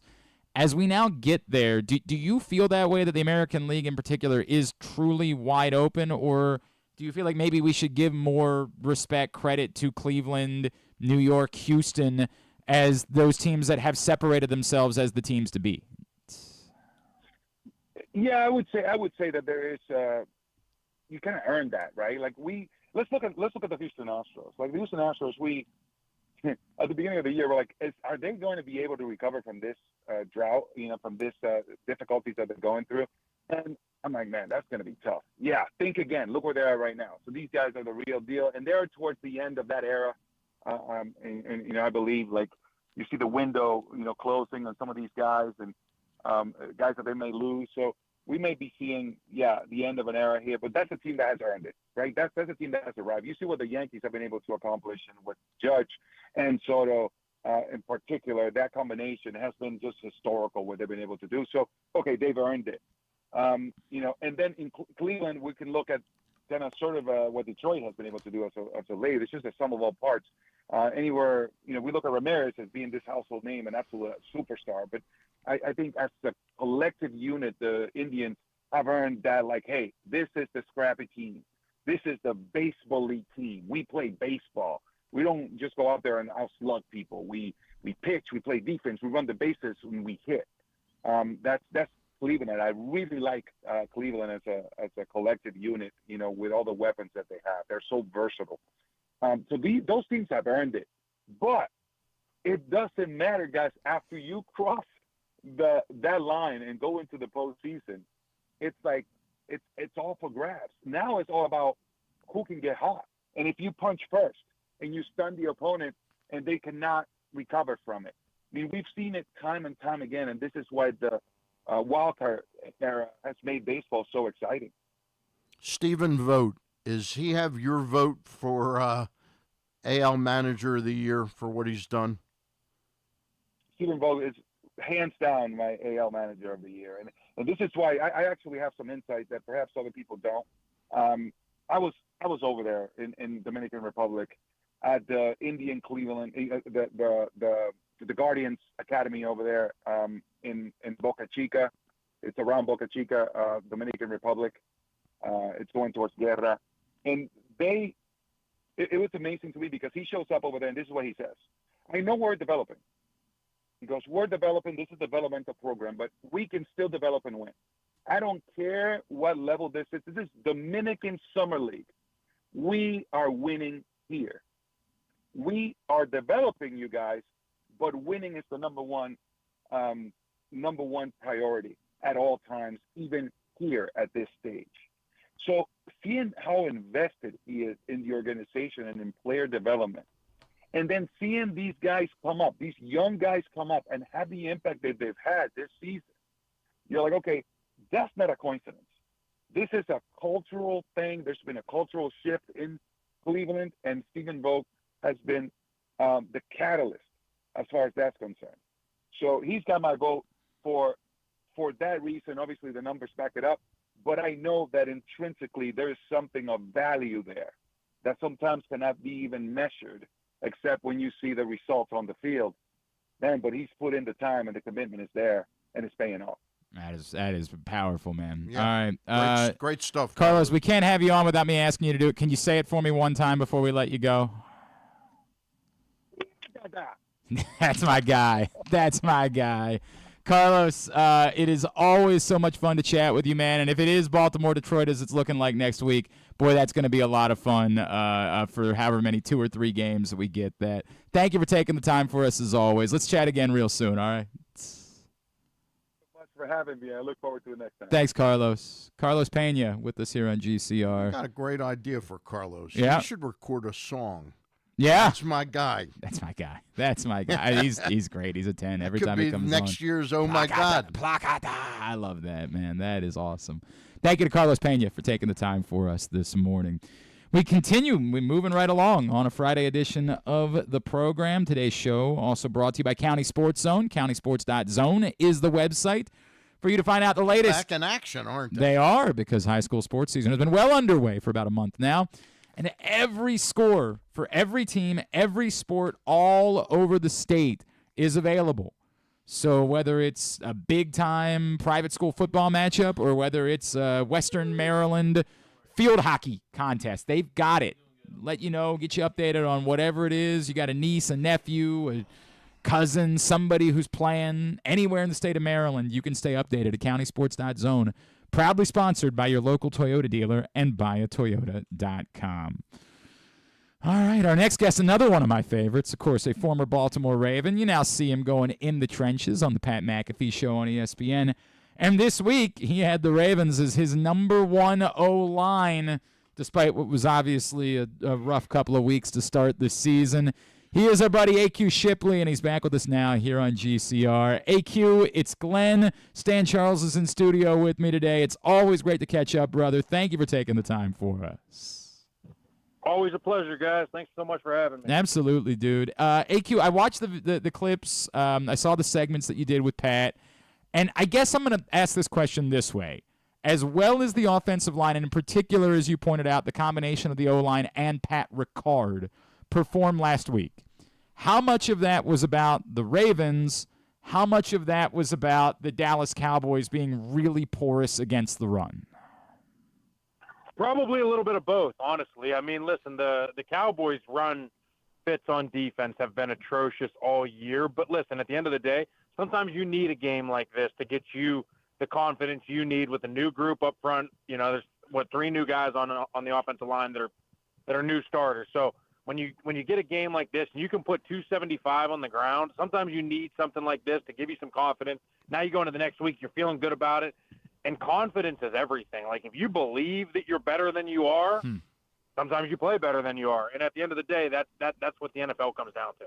Are you particularly expect to see more snaps for Pat Ricard, like more ways of trying? This was always difficult going into the season, AQ, because the Ravens have 2 tight ends that they want to have involved now because Isaiah Likely looks like a star and Mark Andrews is Mark Andrews, although he hasn't had the ball thrown his way much this season. But like seeing what they did with Ricard on the field more last week, do you think that should be the plan for them? If you go get Derrick Henry in the offseason, you should have that battering ram in front of him. I mean, I love Patrick Ricard, and I'm as big a fan as there is with fullback in football, right? And so when I see teams go away from it, I'm like, listen, there's so much more you can do out of the running game. I understand it takes a piece off the field for the passing game. I get that, but your most explosive plays in the run game all came with 22 personnel, 2 tight ends, 2 backs. Now, some of the times Ricard was lined up as like a wing tight end or whatever, but it's still, at the end of the day, personnel-wise, he's a fullback. So it's 2 tight ends, two backs, and they had 29-yard gain, a 26-yard gain, and a 16-yard gain. That's the 3 biggest runs of the day, and it all came out of that personnel grouping. So for me, I think that's a great way to get going. And then you sprinkle it in with some of the other stuff, with the zone read stuff with Lamar, and obviously he can run and get you. He played incredible, and they got back to doing what they did of last year and the year before, and when they had such an explosive run game. AQ, I was wondering if you could talk a little bit about the unique situation that the new offensive line coach, George Warhop, has entered into. In some ways, it's incredibly difficult, but the fact that there's so much youth on that O-line, are they looking for somebody to come in and lead them and maybe make his job a little bit more, not easy, but easy? I guess that's the word I'm looking for. Yeah, I mean, listen, you got Linderbaum and you got Stanley, right? Those are the rocks of the group. Right. They have to be the rocks of the group, right? And so McCarry's been there a while. I understand he's been the sixth man, but listen, like, now you're the guy, right? Yep. So, like, you're expecting some leadership out of him. So really, there's three veteran guys in that group, although McCarry's getting his first year starting this year full time, right? Like, at the end of the day, you still got three veteran guys. So you just hope that you can bring those two guards along. And I thought Voorhees played really well. And, I think Falele's got a little ways to go, but I think he got better. He played better. He showed some strides in this third week. And listen, like, whenever you get that first time to start in the NFL, it's going to take a little bit of time. So you hope it just comes sooner than later. And with Warhop's situation, I mean, it's a tough situation, but I'm sure he's handling it and just not changing a bunch of stuff and just kind of coming in and leaning on the guys and just going from what it is. They had such an incredible guy leading that room for so many years now, and those guys all respected him, and obviously rest in peace. But, George comes into this situation, and he's just got to lean on those veteran guys and just kind of be the calming voice in the room, because at the end of the day, it can be chaotic in the offensive line room. He is AQ Shipley. He's with us here on GCR. AQ, going into the season, I think that you were on this group of folks that we had talked to about this. I kept trying to ask everyone I could in the league, around the league, analysts, hey, are we not thinking enough about how difficult it's going to be to replace 3/5 of a starting offensive line with less experienced guys? And the answer I constantly got back was, yeah, but it's the Ravens, right? And, like, this is what they do, they develop offensive linemen, and we trust them, and they're going to get it figured out. With that in mind, how long did you think it might take for this group to gel? Like, was it going to need a month in order to get to that place, something along those lines?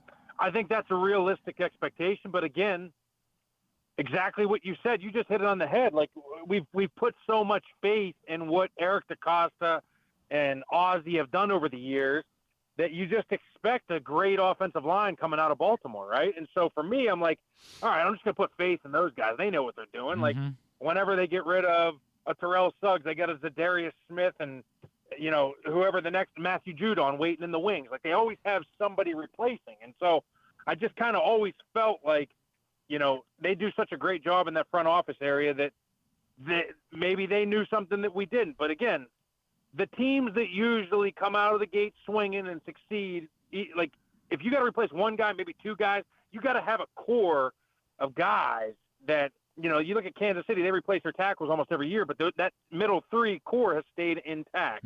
Detroit, 4 out of 5, right?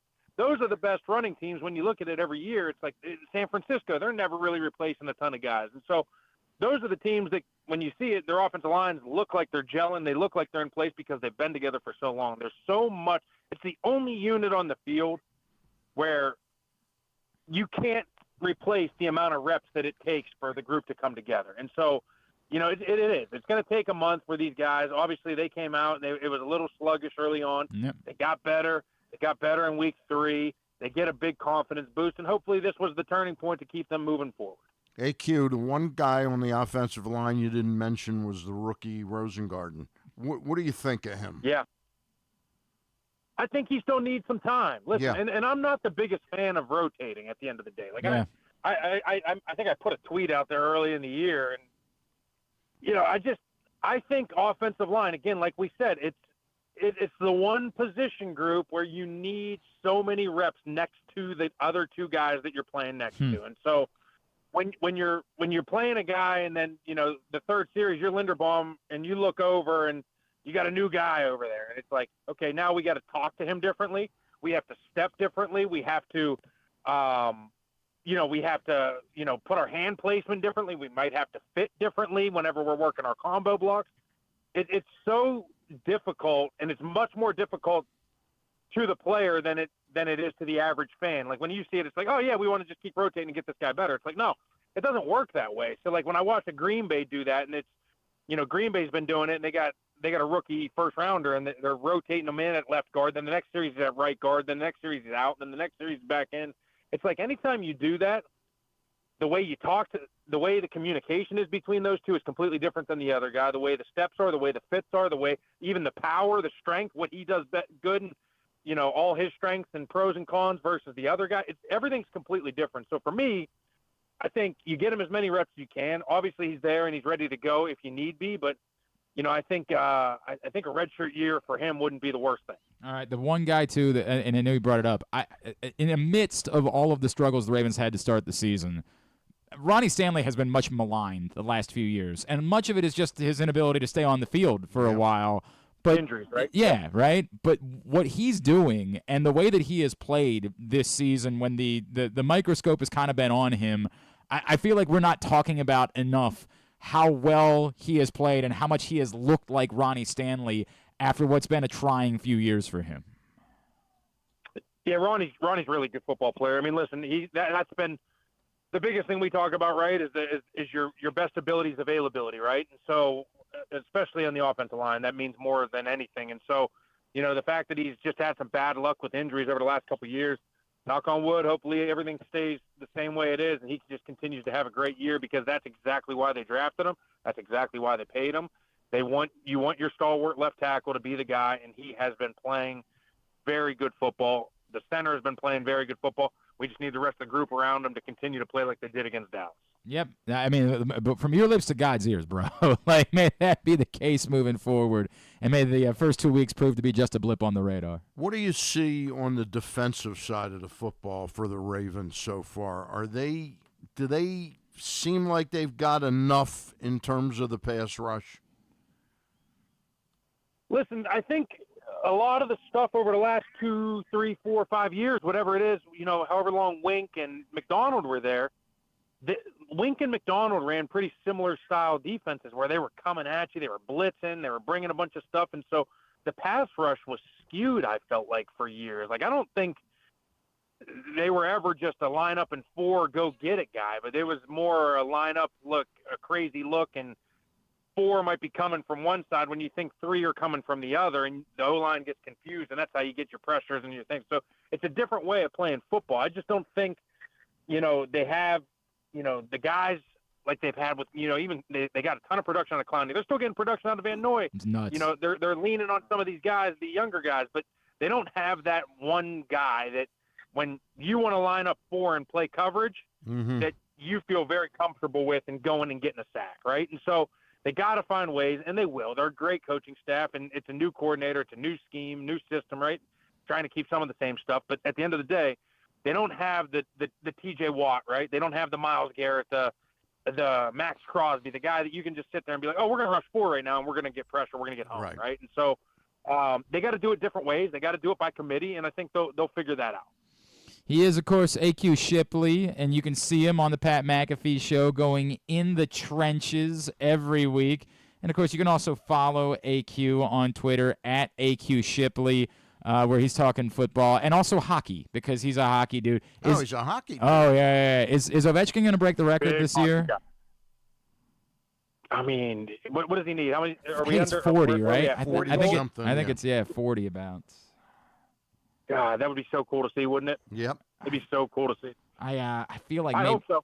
Yeah, right? And I feel like they're going to let him keep playing until he does. Like, I feel like they're just committed at this point to saying, dude, you're going to break it as a Capital. Right. Like, he is the entire... that was a record we never thought we would see broken. So 100%. If you end up seeing it, I mean, it's going to be awesome. AQ, always appreciate you, man. It's always great to catch up. Thank you for hopping on with us, dude. Love to chat with you again in a couple of weeks, all right? Always. Let me know. I'm always around. Thanks, buddy. Good stuff, AQ. AQ Shipley, who's excellent. Appreciate him. How did he get to the Mac? I mean, I would have asked him. They were teammates. They were teammates and, and buddies. Okay. And so it made sense. Okay. And, he's really good. I mean, he's a good communicator. Really good, and was always one of, he was somebody that when he was here was he and it's funny. I had Gino Gradkowski on the show a couple weeks ago. Those two dudes were kind of regularly competing during their time in Baltimore, and they were both really good guys who were always up for, hey, man, you got an event or something, I'll come out. I'll be there. Like, they were the types that always wanted to be out and doing something in town. So that used to be my approach to asking women out. Yeah? Hey, you got an event? You got anything going on? Anything that you might need some company for at all? I've been trying to coach Griffin a little bit on that, he's fine. That aspect Griffin's, of Griffin's, well, I have no idea if he's fine or not, but whatever. He's all right. All right. By the way, I was just looking over the rest of our predictions. I forgot that I had the Miami Marlins as a wild card team. Oh, that was a good close. Hell of a pick. That was a good hell of a pick. At least you didn't pick the White Sox. I'll get the Padres, so I'll get one wild card team. Griffin also will only get the Padres. He had the Cubs and the Phillies as his other wild card teams. The crazy part, so our award winners were your Rookie of the Years were Evan Carter and Jackson Chourio. Jax Chourio had a nice season. Yeah, he started very slowly. Going to go over 2 there. I got the first name right? Yeah, right. Well, we don't know that. That's the funny part. So I was Evan Carter and Jackson Merrill. Right. So I would feel pretty good. Paul Skeens is still the betting favorite to be NL Rookie of the Year, which is crazy. I feel like that is a I think Jackson Merrill's going to be because he's so popular. They expect that the betting will skew to him. I think the betting will skew to him, but I think the voters are I think they believe the voting will skew to him because of the popularity. I don't see it. I agree with you that I think it should be Jackson Merrill, and I do think that's interesting. It's the fact that Rookie of the Year, not Rookie of 2 months. I hear you. Yeah. Jackson Merrill is at plus money right now. If you're confident that that's where the voting is going to go. Griffin bought out of both Rookie of the Year, so he bought Luis Heel and Paul Skeens. Okay. I will tell you, they're the two betting favorites. Heel is the favorite over Heel Cowser. is the favorite over Cowser. Skeens is the favorite over Merrill, but I don't know how confident you feel about either one of them, despite them being betting favorites. Was Gil hurt, or did they just shut him down a la At one point, they definitely shut him down. Right. Yeah. At one point, or kind of reset him. I don't know if it was shutting him down. So he's ready to go. Oh, for the he's playoffs. expected, especially with Cortez out. The expectation is that he and Schmidt. And then the Cy Young winners, Griffin, you had Corbin Burns. No, sorry, this is Stan. Stan and Corbin Burns and Spencer Strider. Going to go for 2 there. I had Corbin Burns and Zach Wheeler. It's what it is. You had Corbin Burns, Griffin, but you bought out of Aaron Nola in favor of Chris Sale. So you got that going for you. Yeah. And I've been mentoring Griffin, and that's why how he's to play that game. Yeah. Our MVPs, Stan, you had Juan Soto and Bryce Harper. This was where you guys were mad at me because I was able to buy out the of whole thing. Yeah. I was. By the way, you didn't buy out. You bought it 2 betting favorites of Rookie of the Year. Yeah, but jerk. I don't feel good about them. I bought out of both of my preseason were Kyle Tucker and Ronald Acuna. Hey. Bought out of both of them and got Aaron Judge and Shohei Ohtani as my 2 MVPs. Well, you never know. Who knows? Oh, you know what? Hang on, I think I did this math there. Griffin, Is that the buyout thing? Was that thing that he worked on privately for about 2 or 3 months? Griffin, you had Julio Rodriguez and Mookie Betts as your MVPs. And our World Series picks, are before have the Orioles over Cincinnati. You had the Orioles over the Braves. Okay. I had originally the Braves over the Orioles, but bought out of that. I now have the Phillies over the Orioles because I was only allowed to buy out of one team. So I bought out of my World Series winner to go with the Phillies. And Griffin, you had the Orioles over the Phillies. So those. It's gonna happen. Yeah, it could. It could.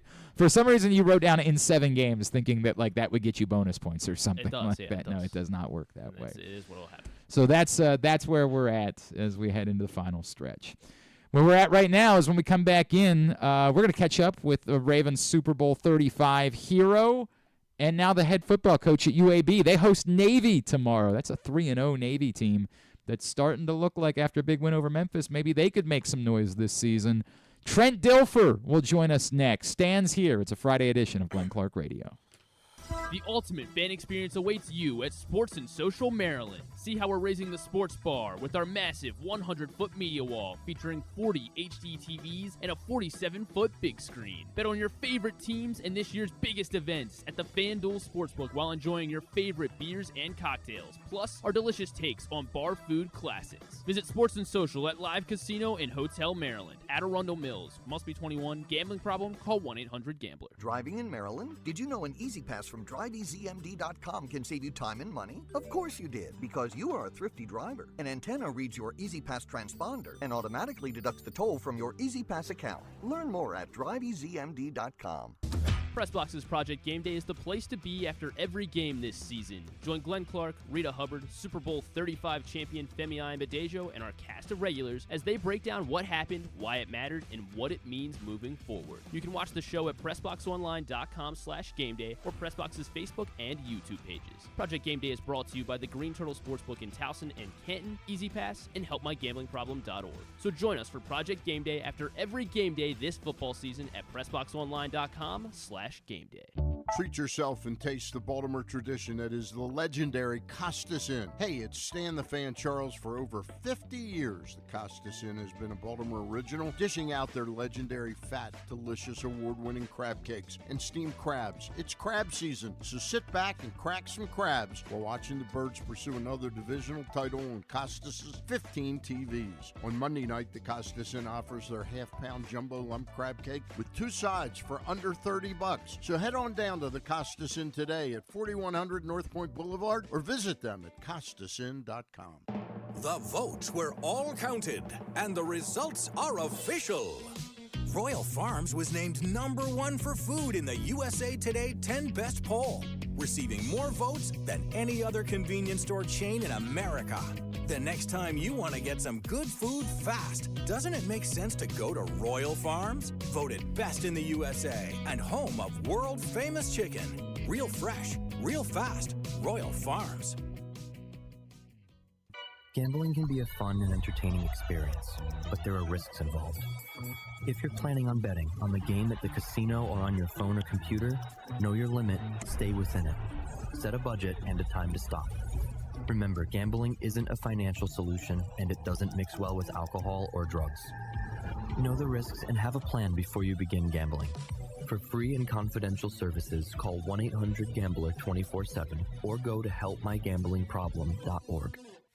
Brace yourselves for an unparalleled in-person betting experience at the Green Turtle Bet Park Sportsbook and Bars in Canton and Towson. Experience the thrill of live betting with Baltimore's only state-of-the-art Vegas viewing TV experience. Choose between our on-site tellers or the convenience of our self-bet kiosks to place your bets. Gather your betting buddies and head over to the Green Turtle Bet Park Sportsbooks today. Green Turtle Bet Park Sportsbooks in Towson and Canton. The ultimate destination for game day excitement, great food, and live in-person betting. Must be 21. Please play responsibly. Gambling problem? Go to mdgamblinghelp.org. Coming back in here with Glenn and the other guy, Garrett, whatever his name is. You know who they are. Stan, you've had a busy week. You did 3 different shows this week that everybody can watch. You mean including this would be 4? 4? Oh, my gosh. Better be paying him double. Yeah. You want to remind everybody? Did a video, the usual Monday video with Ross and Luke, and that's up on the videos, videos on our site. Then on Tuesday, Gary Stein and I, because we're transitioning out of doing the Prospects show, although we did one on Wednesday, but Tuesday, Gary Stein and I got to chat with Senior Vice President and head of sales for the Baltimore Ravens, Kevin Rocklitz, about the stadium renovations and updates at the ballpark, at the football stadium at M&T, and what's planned for the future, the near term. And then Eric and I finished up the season with some players that he thought advanced this year enough to really be on the radar next year. Not to necessarily be in the majors, because we went up each level, but he had 2 or 3 names at each level, including the Florida Complex League of prospects that aren't the usual names. Sure. You can find those shows right now, facebook.com/PressBoxSports. Click on the videos tab. Go to youtube.com/PressBoxOnline or PressBoxOnline.com/video. And you guys will be getting together again on Monday. We'll be together on preview. Monday. Not sure exactly what time because I don't know if are the Orioles planning a practice. Like an open. Yeah, I don't know what to be in the wild card. I don't know what the thought process will be there. I don't know what that will be. But they'll be getting together, Stan, Ross, and Luke, previewing the wild card series next There week. will be no other show this coming week because the playoffs, uncertainty of the schedules. No doubt. But we'll be back looking to get Jeff Newman on, Craig Thompson, Jeff Zreback, and some others with Gary Stein sitting in with me. No uncertainty about tomorrow. Coming up tomorrow, big one. Navy is down at UAB, and that gives us the opportunity to catch up with one of our favorites. Of course, this man, led the Baltimore Ravens to a Super Bowl 35 title, and he is now the head football coach at UAB.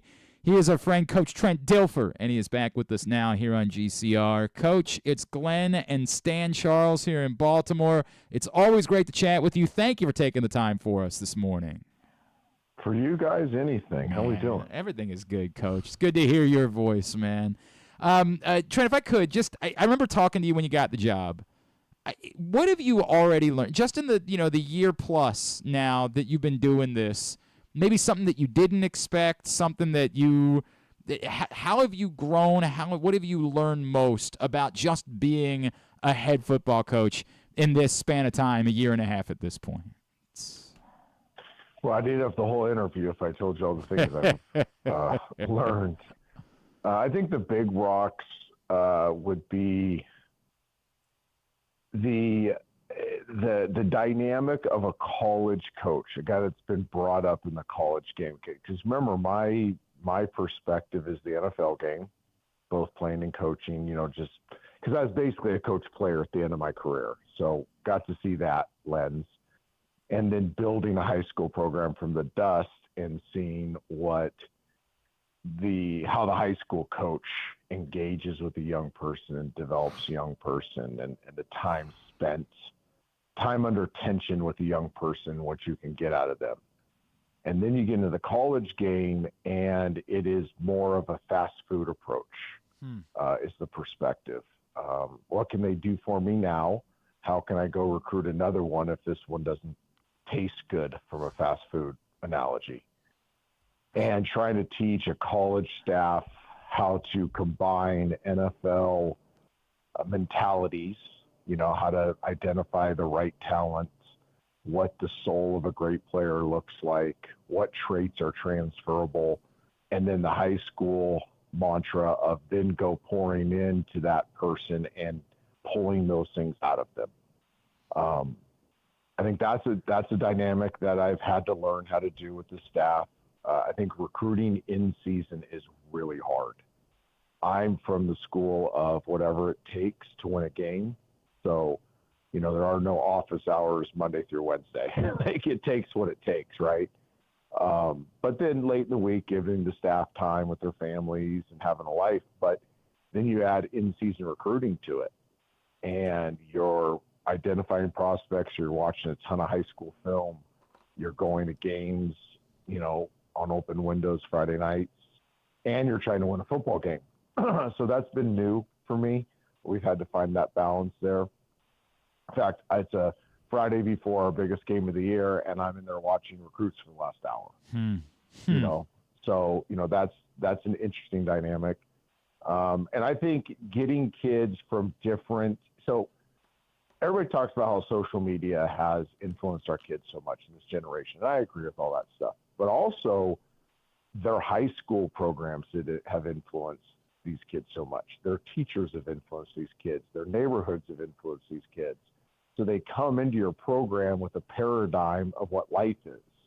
And then to kind of rewire their brains to help them see that there's something bigger for them, that they're not just football players. They can be impactful human beings and use football to become an impactful human being, but also become a better football player. So I know I'm being a little esoteric here. I'm not giving you like direct things, but it's a big giant thing that you're trying to sort out if your intention is to win off the field and win on the field. And that's really what I've always tried to do is I've always believed in human development equals better football. So you can do both. You can make them better humans and you can play better football. Hence, much what the academies are doing. Like the team that we're playing this week is exactly, I mean, Coach Newberry's become a really good friend. And that's exactly what they're doing. Like these young men are going to go change our world for the better that we're about to play. And they've used that training to become really good football players. And I'm trying to incorporate the same philosophy, just not at an academy. Trent, it doesn't surprise me that human development is a part of your equation. How do you balance that? And can you give us examples how you try and develop the person as opposed to the football player? Yeah, I think, people talk about culture a lot right now. I am a big believer in, and I don't know if I wish there was a better word than culture because it gets overused, but it really is culture. My culture is human development. So everything that we do, every message, every core value, every process is to help them become positively impactful humans, make our communities better, be a good husband, be a good father, be a good member of society. If you end up being a manager at Walmart, be the best manager at Walmart there's ever been, like have generational impact. So everything we do is around that. Now, those principles also make you a great football player. It helps you maximize or optimize your God-given potential as an athlete. It also helps you make better decisions on the football field. One of our flaws, the reason we're 5-10 in my tenure, isn't talent. It is poor decision-making in game time. I didn't use the right hand. I didn't hold contain. I didn't get my depth on a route. I didn't go through my progression. I didn't hear the call. I didn't communicate well enough. These are things that are transferable from life, decision-making, choices, decisions, consequences, to the football field. I'm making bad choices. I'm making bad decisions. Consequences are losing. So if you start there with the culture being human development, helping them be positively impactful people, once they buy in, once they start getting it, they become better players. And we're starting to see it. Accountability is a big part of it. There are consequences to your decisions. So if I'm late to a meeting, are there consequences to that? If I miss an academic mentoring session, are there consequences to that? If I jump off sides in practice, if I fumble in practice, if I treat somebody disrespectfully, if I don't clean up my locker, if I leave equipment on the field, if I don't wear the right gear on a road trip, if I don't pick up trash in the team room, I can go on and on and on. Am I held accountable for those decisions I'm making? And then I take it one step further. I'm a corporate accountability guy. Your whole position group is held accountable for your mistake because when one of us jumps off sides, we all get penalized. Like you don't just move 5 yards back and the rest of the team stays at the line of scrimmage. We all move back. When you target somebody and get helmet to helmet, guess what? You don't just, have the 15-yard penalty and get kicked out of the game. The whole team, other team moves up 15 yards and field position changes. So we're all accountable for each one of our mistakes. And, so that's one area that we're adamant about is corporate accountability. He is Trent Dilfer, of course, former Ravens Super Bowl champion, now UAB coach. They're getting ready for Navy tomorrow. Coach, I wonder, you reference obviously the wins haven't fully come the way that you want them to, but looking at the Arkansas game, and I know you're probably not a moral victory type, but could that have been a turning point for your program to be on the road at a place like that, battling them into the second half, your quarterback Jacob Zeno playing as well as he did? Is it possible that might be a moment where things started to click and that you can build off moving forward into conference play? I think the week was. So I would say it's only a turning point if we understood the inflection point. And really it goes back a week earlier. We had probably the worst loss in program history.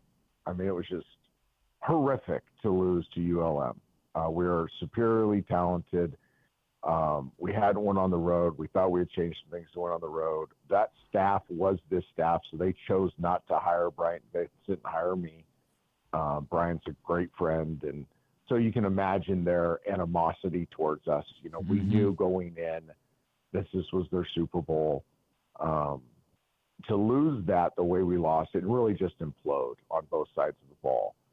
You know, we had to decide what we were going to be. And I thought the team and the coaches did a great job flushing it, learning from it, and having a great week of preparation for Arkansas and playing with a different mentality, a different mindset. We held up in the one-on-one battles against Arkansas. Like we proved that we're fit. We've recruited the right way, the right kids. We physically held up. They played really hard for all 60 minutes. There was no effort issues.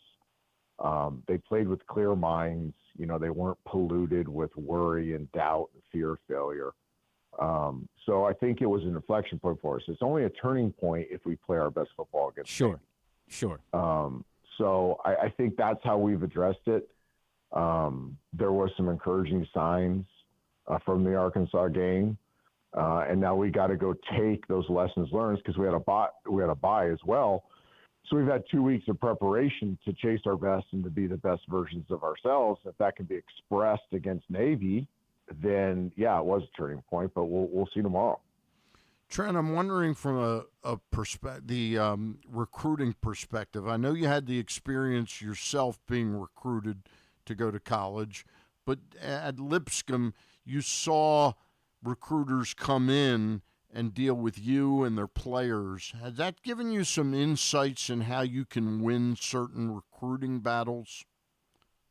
Yeah, so I have two experiences that I leaned on. When I ran the Elite 11 for those 9 years, you know, these were the best quarterbacks in the country. So I was constantly dealing with the Urban Meyers and the Nick Sabans and, you know, the Jimbo Fisher, you know, the best coaches, Brian Kelly, the best coaches in the country as they recruit these quarterbacks, and I was a resource to them. So I kind of got a perspective there. Then the opening, you know, we're at the opening for 5 years. So those are the top 156 players in the country. So again, you know, getting called on a wide receiver, a tackle, or, you know, talking to college coaches about what I saw in both the player and the person. And that's what really jumped out, was that even when we're recruiting a 4 and a 5-star, the best coaches care about the person. Is this person wired the right way? Do they have the competitive traits to maximize their potential? So I kind of knew that. And then I'm watching my kids get recruited at Lipscomb by, you know, the Alex Golshes of the world, the Heupels of the world. Again, the best of the best, because I had SEC kids after we built that thing. And so when I came in, I'm like, okay, I'm not going to be recruiting the same type of kid because we're at a lower level, but I need to understand the principles that the best recruiters use. And I've really held true to that. I think, you know, again, our record doesn't prove it, but we feel like we've done a really good job of recruiting ODs, which, you know, we call ODs our dudes. Okay. Guys that are wired like us, wired like me, you know, have the same mentality that we have. You know, we really believe in having siblings. We believe that if you're part of a big family, you probably have learned how to serve and sacrifice. We believe in kids that have, you know, competitive pedigrees. We believe in kids that have come from good programs, or if they're not in good programs, at least those programs teach the right things. It's very hard to rewire a kid. It's not as hard to grow the existing wiring of a kid. So we feel like we have the right kind of kids right now. Again, inflection point, we'll see if it was a turning point, but we feel like we've done a really good job and we have a really good system of recruiting.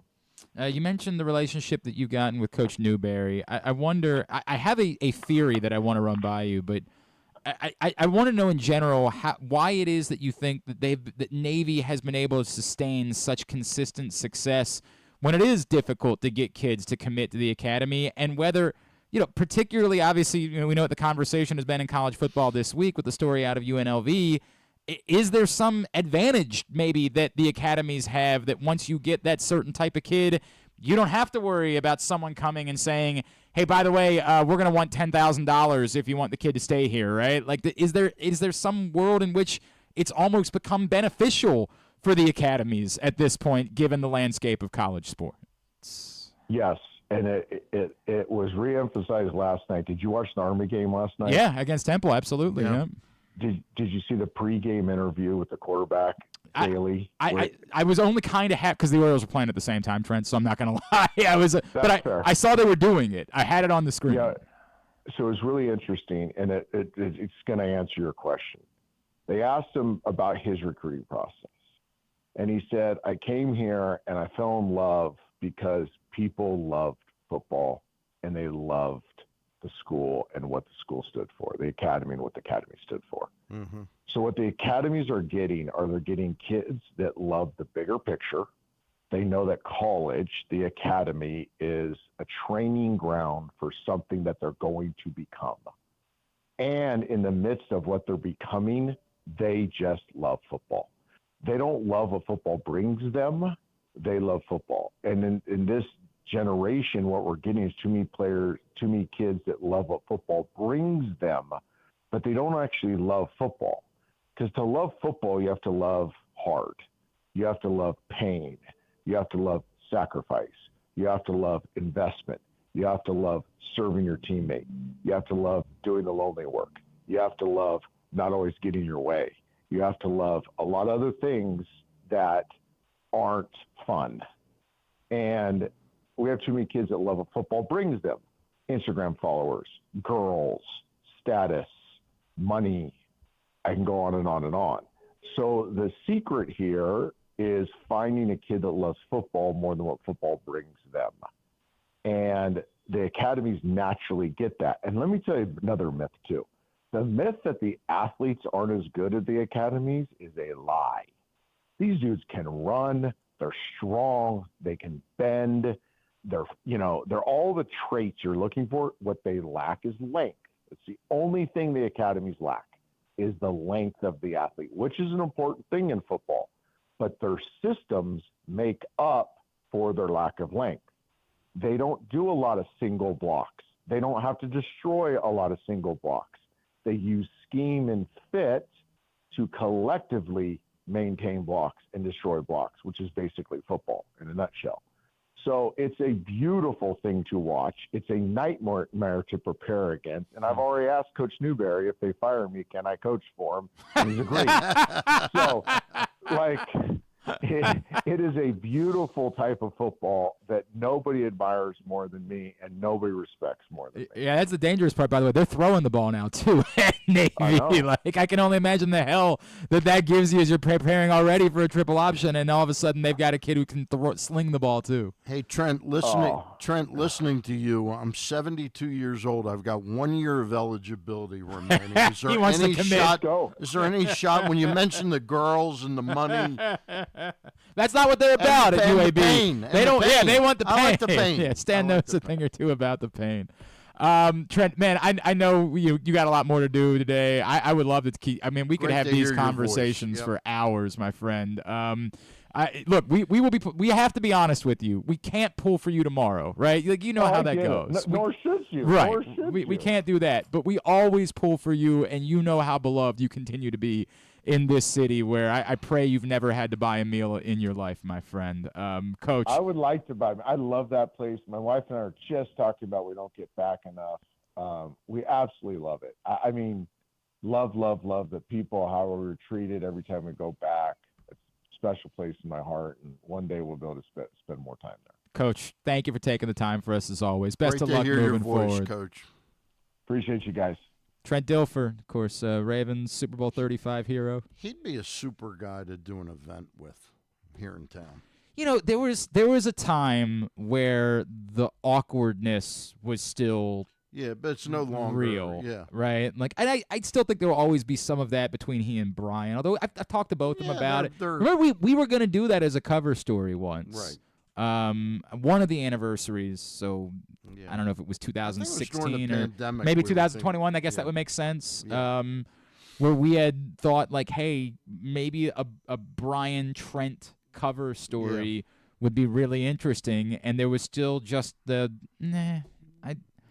I really don't. I don't think I would want to do that. I don't think I want to. Maybe the connection now would be his friendship with Coach Newberry. I think that I did not know about that at all, and I think that's that cool. Kind of interesting. And look, obviously we think about Trent Dilfer and what could have been, and if Jamal Lewis gets hurt the same way the following year, I don't think that the Ravens were going to be able to replicate that success with anybody. I mean, the story of the 2001 Ravens was Jamal Lewis getting hurt. Yeah. That's the story of that team. In a way, as much as we blame Elvis Gerback and as much as we blame Brian Billick for making the decision, it would have taken a miracle in that era of football for anyone to have won with the rotating group of Mo Williams, Jason Brookins, and Terry Allen as their running backs. It was just very bad luck because, remember, Priest had also left that offseason to go to Kansas City.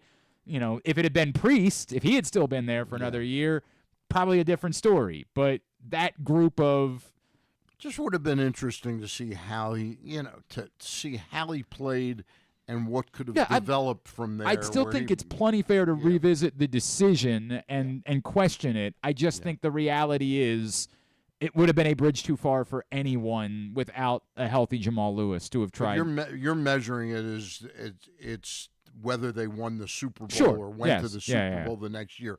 I'm talking what could have been for Trent culturally for the team. Had he stayed for 3-4 more years. It's an interesting thought. We'll never know. Right, and they probably always would have gone through that post Super Bowl purge that they ultimately went through. But he would have been a guy that would have been very friendly to the organization. In terms of working personally, around his salary. Yeah, that wouldn't. I don't think would have been the issue, but it was all the other guys they paid for, Rod Woodsons, that group of guys. That bill was always going to come due.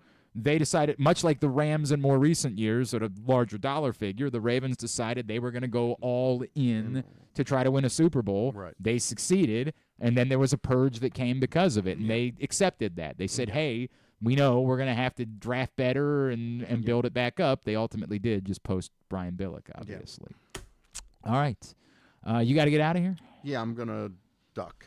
Of course, Monday, you, Ross, and Luke will be together. Yep. And we'll try to figure out a way. Maybe we could do something. Obviously, with next week being a playoff week, we'll see if we can't do something extra program. I don't know. We'll figure something out there for next week. And I'm available. Yeah, might just have you buzz in at some point. Yeah. Yep, exactly. Phone call or stop in, whatever.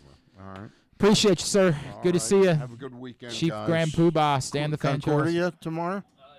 Oh. Yes. They got Blakefield. Loyola coming into the prep. What time is that game? That game is at noon. Noon. I think big noon kickoff might even. Oh, yeah, that's where they are tomorrow? Boy, Mark Ingram's doing that, then coming to the Ravens game on Sunday night? I don't know if you saw. Mark Ingram's the legend of the game. Is it a home game? It is, yes. Boy, he might even be able to get you tickets. He might. I might try and stop by. You might. He can't guarantee anything, but he's got a little bit of pull. He might be able to get you a little bit of pull. Unlike me, I can't get you into the Stevenson game. Sorry, you're on your own. Good luck. I know people. I think they've been scalping. I think they got Alvernia tomorrow. I think they've got, boy. What state is Alvernia in? PA. They're at PA. Stevenson coming off maybe one of the bigger wins in school history last Saturday, but no idea what to make not a of letdown it. spot, is it? It could be. I haven't seen the line yet. I haven't taken a look to figure out. As a broadcaster, you can't get involved in that. Right. No, of course not. You can't do that. Glenn would never. No. Thank you, Stan. Appreciate you as always. Reminder that I will remind everybody about, or I'll let Griffin remind everybody about what's going on at Live Casino and Hotel Maryland. Yeah, that's right. Every time that Baltimore or Washington have a home game and they score a touchdown, hey, Baltimore's home this weekend, Sunday night. When they score a touchdown during home games, Live Rewards members will receive $7 in free slot play. You have to have your Live Rewards card inserted correctly into the slot machine, any slot machine on the floor, and be actively playing to get your prize. And once Baltimore scores or Washington scores during during a home game, you get $7 in free slot play. This is Adderall Mills, must be 21. Please play responsibly. For help, visit mdgamblinghelp.org or call 1-800-GAMBLE. Very good. All right, when we come back in, we will get a tidbit. We will get tubular, and then we'll wrap up the show by chatting with Bills running back and former Terp, Ty Johnson. That's on the way. Glenn Clark Radio. At A.J. Michaels Heating and Cooling, you get maximum value for your investment. You'll save 50% in heating cost, get $6,000 in rebates, and a no-interest energy loan. That's value. Find us at ajmichaels.com. That's ajmichaels.com.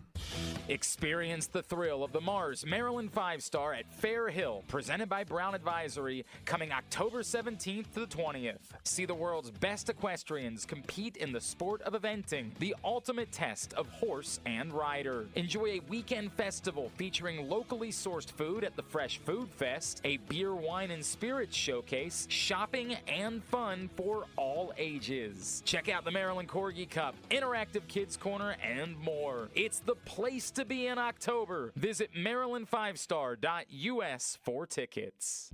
Treat yourself and taste the Baltimore tradition that is the legendary Costas Inn. Hey, it's Stan the Fan Charles. For over 50 years, the Costas Inn has been a Baltimore original, dishing out their legendary fat, delicious, award-winning crab cakes and steamed crabs. It's crab season, so sit back and crack some crabs while watching the Birds pursue another divisional title on Costas' 15 TVs. On Monday night, the Costas Inn offers their half-pound jumbo lump crab cake with 2 sides for under $30. So head on down to the Costas Inn today at 4100 North Point Boulevard or visit them at costasinn.com. Make the most out of every day in your Toyota RAV4. Available in hybrid or gas-only models. A RAV4 can get you where you want to go in style. Check out buyatoyota.com for deals on new RAV4s from your local Toyota dealer today. The drug scene in Maryland is changing. Fentanyl and xylazine are being added to street drugs, and you may not even know it. Xylazine is not even intended for humans, and fentanyl is an opioid 50 times stronger than heroin and contributed to over 80% of overdose deaths in our state. Anyone who uses drugs, even occasionally, is at risk of overdose. To learn more, visit stopoverdose.maryland.gov or call or text 988. The votes were all counted, and the results are official. Royal Farms was named #1 for food in the USA Today 10 Best poll, receiving more votes than any other convenience store chain in America. The next time you want to get some good food fast, doesn't it make sense to go to Royal Farms? Voted best in the USA and home of world-famous chicken. Real fresh, real fast. Royal Farms. The latest edition of Pressbox is available now. On the cover, Bo Smolka profiles Ravens star safety Kyle Hamilton, detailing his path from growing up the son of a basketball player to choosing football, being overlooked in the draft, and turning into a defensive unicorn as a playmaking Swiss Army knife in the NFL. Also inside, meet college football players from all of the area's D1 programs and some of the area's college soccer standouts as well. Pressbox is available for free at over 500 locations throughout the region, including 60 Royal Farm stores. Or you can read the entire issue at PressBoxOnline.com, where you can also find great betting advice and the best daily coverage of the Orioles, Ravens, and Terps. One of the things that's definitely wrong with this country is that this dude still has a job somehow, some way. Glenn Clark. So, bad news. Well, I mean, I guess you can make your own decision about that, but Andrew Voorhees is not practicing again today, and with that in mind, presumably makes it tough to imagine that he's going to be out there on Sunday. So I get Jonas Schaefer of the Baltimore Banner said that he was working out with a trainer on a nearby field, so I don't know. We'll get a final injury report later today. If he can't go, Jonas suggested that their options would be Ben Cleveland or Josh Jones. The other option, of course, would be that they could move McCary, who they think can play any position, over, and he could play left guard, and then you play Roger Rosengarten at right tackle. So basically anything. Like, more or less, we have no idea. But it does not look great for the likelihood that Andrew Voorhees will play on Sunday against the Buffalo Bills. And while on one hand you could say, hey, Andrew Voorhees has struggled this season, so how much of a loss is it? I do think it speaks to like the continuity factor that the Ravens just seemed to finally get things going last week, than to lose Andrew Voorhees. So we'll see. We'll see how that plays out. But that's what they're dealing with heading into the matchup against Buffalo. Hey, Maritime Magic is back, and I've been to a few Maritime Magics over the years, and I got to tell you, man, like, it is the best. Of all the charity events in town, Maritime Magic is probably my favorite. It's the best annual benefit on the Baltimore waterfront. Celebrate and support the important work of the Living Classrooms Foundation on Friday, October 4th. That's 1 week from tonight, from 6 to 10 p.m. Enjoy delicious food, drinks, and live music by the Motet. Get your tickets now, livingclassrooms.org/maritime-magic. How about we get a tidbit? Have you ever...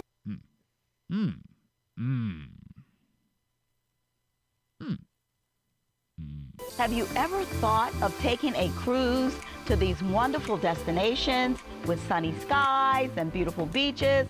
Well, wait no longer. We're ready for you to cruise from the Cruise Maryland Terminal. Have a little phrase that you can go from baggage to margarita in about 15 minutes. Choose fun with an array of destinations, onboard activities, entertainment, and world-class cuisine. Contact your travel agent and book your cruise today. Let your adventure begin. All right, what we got tidbit-wise? Let's see. Dak, Malik Neighbors will be the ultimate tidbit, but Dak has won. He did get the win. He has won each of his last 12 starts against the Giants. That is the longest such streak by any NFL quarterback against a single team over at least the past 75 years. That comes from OptaStats. So, yeah, Dak just does not lose to the Giants. I mean, well, I guess, a lot of teams don't lose to the Giants, but Dak has done it for the last 6 years very well against the Giants. Aaron Judge did homer again last night. He's also drawn a walk in 10 straight games. So it's 5 straight games that Judge has hit a home run, 10 straight games that he's drawn a walk. The only other player in history to have, a concurrent 5 home run streak and 10-game walk streak. Barry Bonds. No. Really? I don't know then.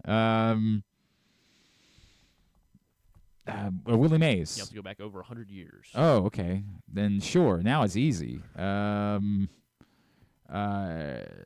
years. Babe Ruth. Babe Ruth during the 1921 season had to put together a streak like this. So, yeah, Aaron Judge. Stan was there. Good. Yeah, Stan was there. Actually, I think it might be Stanish the Fanish. Yeah, Stanish that was there. The Marlins, they did something that no other MLB team has done in history last night. They struck out 20 times in a game. They left 15 runners on base. They blew a 4-run lead. They committed multiple errors in the field and didn't hit a home run in the game. They did all those things happen to them, and they still beat the Twins yesterday. That's weird. Yeah, that is really weird. So the Twins are dead. Well, you'd like to hope that means that there's no life this weekend, but we'll see. Yeah. We'll see. But the Marlins got to win somehow. It also there's I don't know if you like.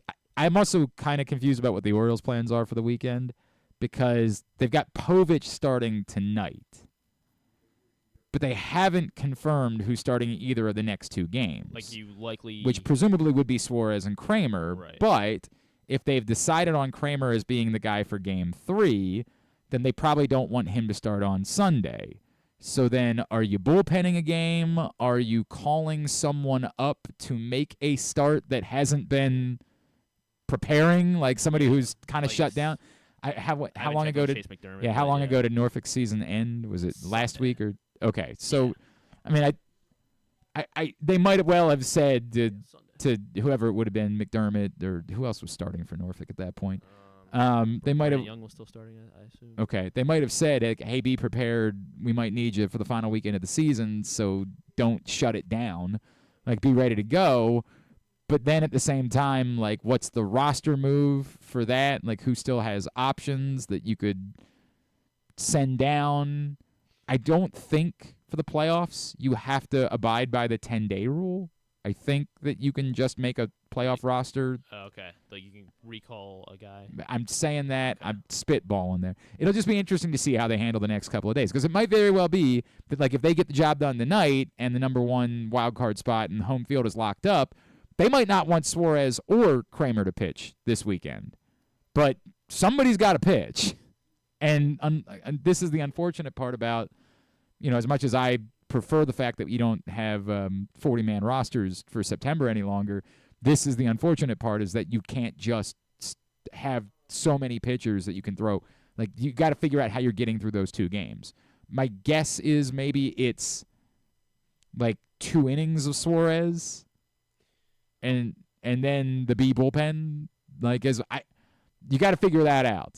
But knowing that you're going to be looking for Kramer on Thursday, I don't think you want to start him on Sunday. So Brandon Young pitched last Friday. Is Brandon Young on the 40-man roster, though? Oh, that's good. Yeah, I guess I don't know. Because that could require even more. That's a lot that you're asking Davidson to do. pitched on Saturday. Armbruster pitched on one of those days, too. Any of those guys on the 40-man roster? I don't know. The last day, I'm trying to figure out the last day. I'm just going day by day. Trevor Rogers pitched last Thursday. I assume he's on the 40-man roster, so that would be an option. Yeah, he's definitely on the 40-man roster. So Trevor Rogers would be an option. Chase McDermott's on the 40-man roster. So those guys would be. Is Adrian Hauser on the 40-man roster? No. He pitched on Wednesday last week. No, those two would be your options, but then, it's then on the flip side. Who do you know is not going to be on the So McDermott went. So McDermott pitched last Wednesday. He only went 3 innings though. Didn't allow a hit or a run. So I'm not sure if they pulled him. I'm not sure why they would have pulled him. But he only went 3 innings. Didn't allow a hit. I mean, that could also be just the nature of how many innings he's thrown this season. Yeah. But to your point, it could be. It would make a lot of sense for for the I wish I had this answer. Do you have to? I feel like I remember having the conversation at some point in the past where the 10-day thing doesn't matter for the playoffs. But I would like to know. I would like to know that with confidence before I speculate on what they're going to do. So if Trevor Rogers weekend. comes up Saturday and he throws there's he's suddenly in the conversation. No, it's the answer. No, it doesn't matter what he does. Yes, ideally the Orioles clinch tonight, and then they don't have to use Kramer or Suarez this weekend.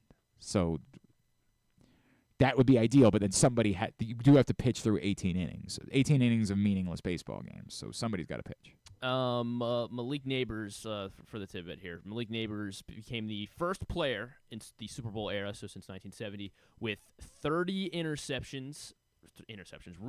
30, that would be amazing. It would be. I mean, really would be incredible. First player with 30 receptions, 300 receiving yards, and 3 receiving touchdowns in his first 4 career games. As Malik went, what did he have? 12 for 120 yesterday, something like that. It was 12 for 115. Also, his second game already with 10 catches and 100 receiving yards. He joins a list of just 7 players who have had multiple 10 and 100 games as rookies. 7 players and multiple. So he's the 7th to do it. So 6 other guys have had at least 2. 2 games of Randy Moss. And 100. Not Randy Moss. 10 catches. Yeah, 10 catches. 10 catches is probably the number that's tough there. Randy Moss. Not positive Randy Moss did it. What do you mean? At all? Yeah, at all. Yeah, I mean, just because he was Randy Moss is a guy that would have 7 catches for 200 yards. That he was big plays, not necessarily bulk plays. Yeah, yards. that's correct. How about? See, this is the funny part. I'm going to talk myself out of all these guys. The guys that you think of as bulk catch guys, like Wes Welker. I don't think Wes Welker had a big rookie season. I'll say Wes Welker, but I don't think he had a big rookie season. Not Wes Welker. How about? That's the tricky part, is trying to find the fine line between these two things. I'm thinking of guys that had great. How about Puka? Puka, yes, is on the list. Okay. 2 games last year. Is it Cooper Kupp too? Not Cooper Kupp. Be wild. How about catches? 10 catches. Yeah, Antonio Brown was a multiple catch guy, but another guy that didn't have a big rookie season. No, not Antonio Brown. The other guys that you think of that had big rookie seasons, like Odell Beckham, and these are big play guys. These aren't. Beckham. Odell Beckham is number 1. Oh, okay, all right. 4 games his rookie I season. just don't remember having that many catches. That's the wild part to Did me. it 4 times. Okay. 10 for 100 in 2014. So he's number 1 with 4. The other 6 guys all only have 2 games their rookie year. So Malik Neighbors potentially the next guy that could become the second guy to have at least 3. Beckham. With a good bit of the season left. So Odell, Malik Neighbors, Puka, looking for 4 more. Which maybe it's not Derek Mason. He didn't have a big rookie season. Catch guys. Bolden. Yes, Anquan Bolden is on the list. His 2003 rookie season. Okay. 2 such games. We have 2 New Orleans Saints. Colston. Marquise makes Colston sense. In 2006. And just Michael Thomas is a big play guy, but did he just have that many catches? Yeah. Mm-hmm. I kind of think of Michael Thomas more as a multi. Yeah, as a receptions guy. Yeah, maybe. He was a big play guy though too. Yeah, that's true. I mean, he's just a good receiver. Yeah, he's just a damn good receiver. You're right. Like now that I think about it, he definitely was a 10 catch type of guy. Yes, Michael Thomas, Marquise Colston. The only other guy on this list to do it before 2000, 1985 rookie. 1985 rookie, 85. With the left Jerry hand Rice. up. No. Jerry Rice only did it once. Okay. Art Monk. What year was he a rookie? Not Art Monk. Jerry Rice. Oh yeah, Jerry Rice was a 1985 rookie. Out of JMU. A rookie out of JMU. Yeah. Okay, so he went to. Okay, so he was drafted in '84. Did he play in the USFL? Yeah, he was a Jacksonville Bull. His NFL rookie year was still '85, but and he did it with Washington. He did. Washington. Wow.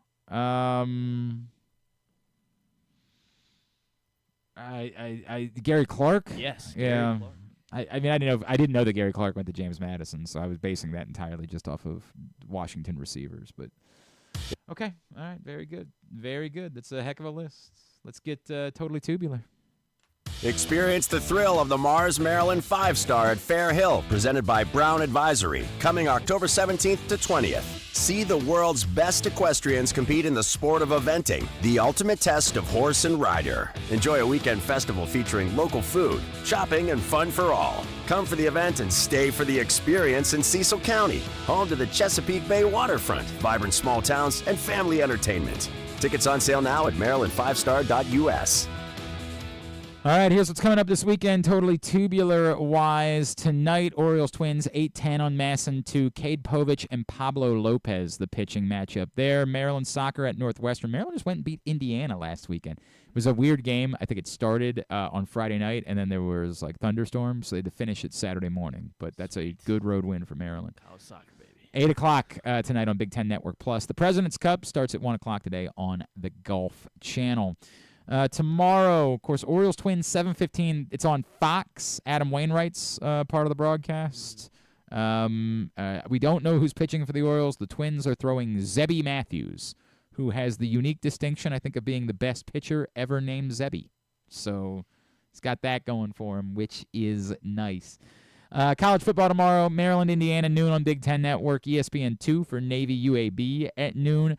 Flow Sports, Morgan's at Stony Brook at 3:30. GoMaxSports.tv, Alvernia and Stevenson at 1. Both Towson and Hopkins off tomorrow. College soccer tomorrow, UMBC's at Binghamton, 6:07 on ESPN+. President's Cup, 8 o'clock tomorrow morning and throughout the day on NBC. The big one, of course, tomorrow night is Georgia-Alabama, 7:30 on ABC. And then Illinois-Penn State tomorrow night, 7:30 on NBC. On Sunday, Bills-Ravens, 8:20, NBC and Peacock. President's Cup throughout the day ahead of that on NBC. Masson 2, everybody in baseball is playing at 3 o'clock on Sunday because the idea is that there's supposed to be everybody playing at the same time to create high drama.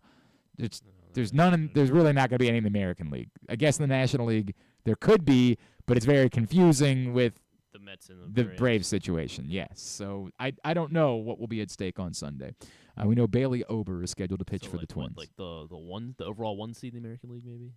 Yeah, that's true. Okay. That's true. I just don't know how hard. Care? Yeah, it's the eternal question, right? So you're looking way ahead. Of Game 7 no, of the because LCS. you're going to throw your guys because they're not going to pitch until next weekend. So yeah, Cleveland and New York will throw their guys this weekend to try to go for. Well, Garrett Cole pitched last night, so Rodon pitch Tuesday. So I guess that would be.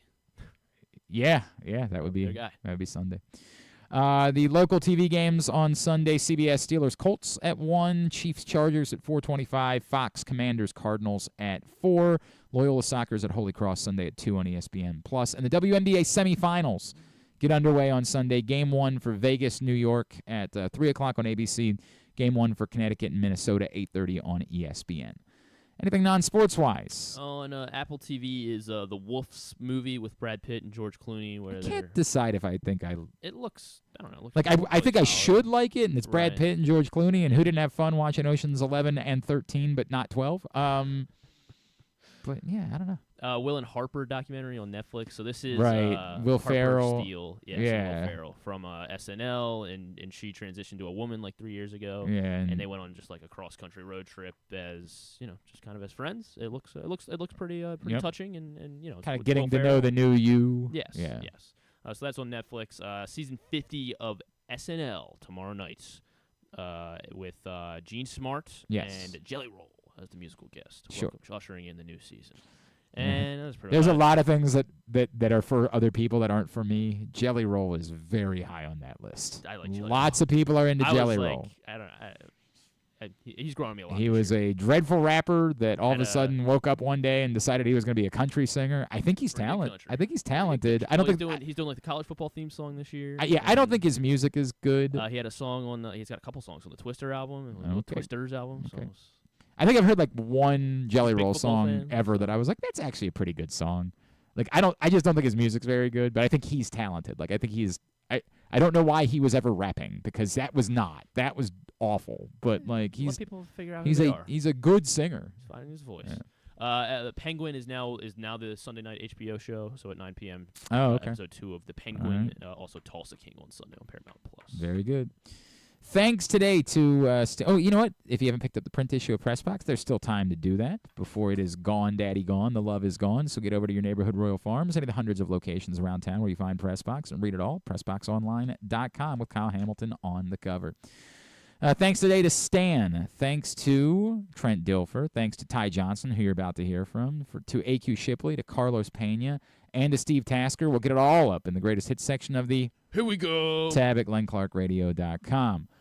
Don't forget the bat around tomorrow morning with Paul and Ryan. Then, of course, Sunday, Project Game Day, Sunday night, PressBoxOnline.com/game day. Then we'll be back with you on Monday.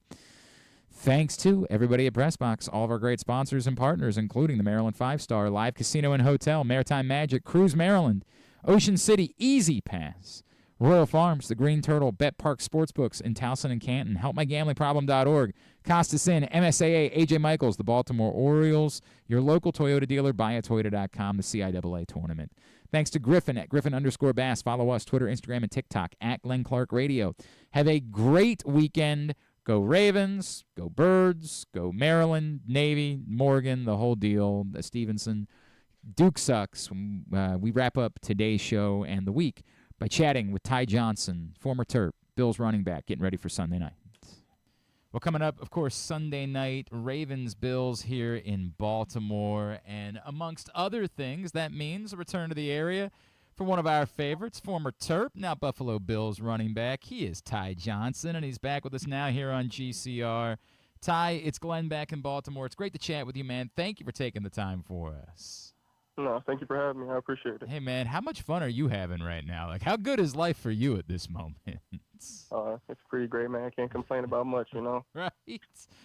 Everything is humming, and you've been a big part of it, right? Like, walk me through, a night like the other night and just sort of getting the opportunity to get involved and to be able to score a touchdown still and to have a role within an offense that's been having so much success.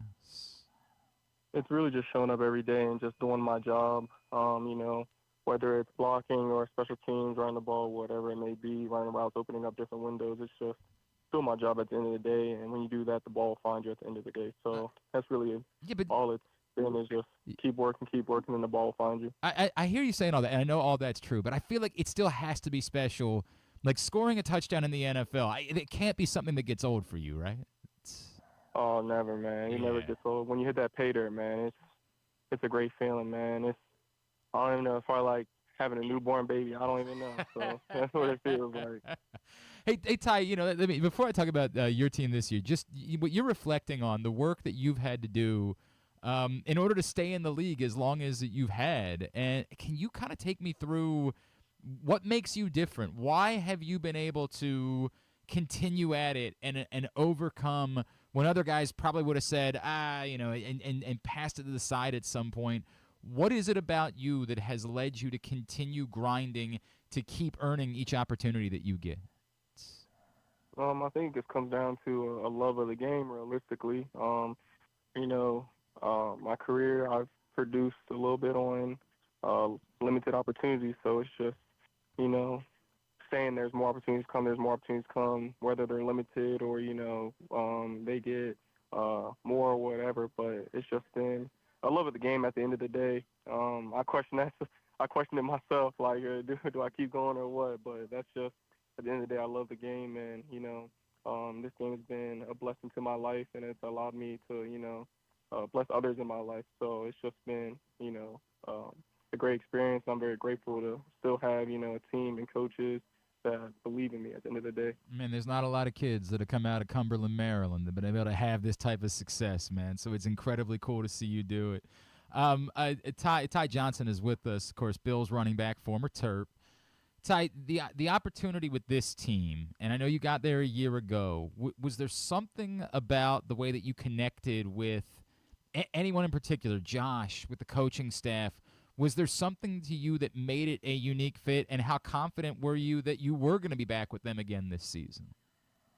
Just the love for each other at the end of the day. I wanted to be back no matter what, just because you got a team like this, everyone just loves everyone for having success, you know what I'm saying? Like, you want other people to have success, and, that's a great thing to me.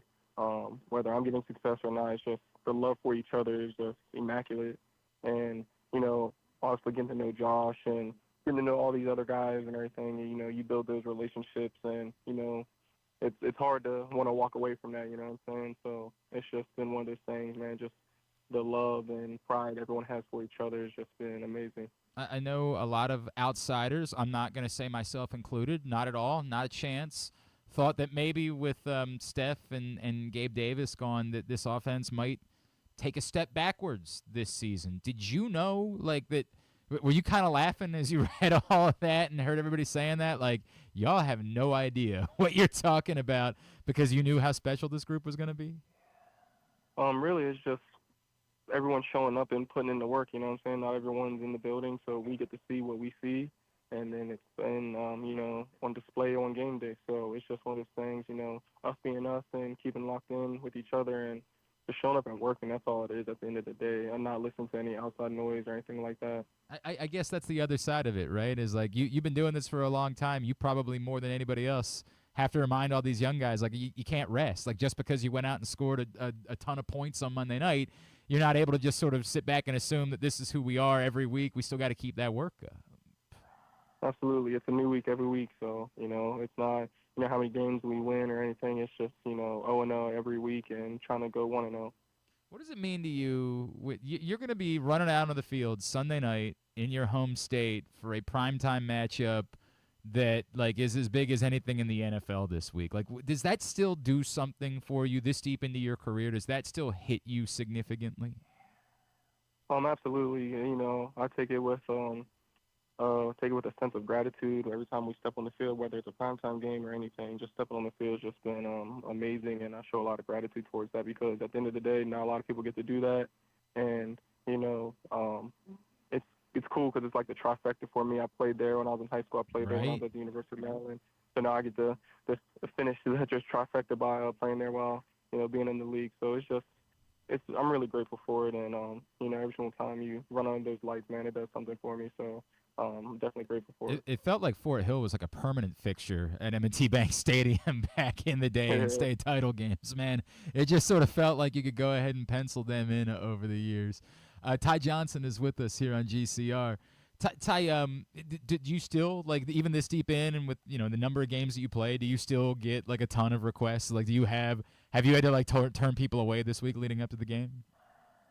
Not really. I feel like more people actually probably hit me up like Friday, Saturday, because, that's just how it goes. But, I've had a lot of people, right when they saw our schedule, that's when they hit me up. So right when the schedule came out, that's when everyone was really hitting me up. But I really haven't had too many requests since then. But, I'll have Coach Apple, who was, my former head coach.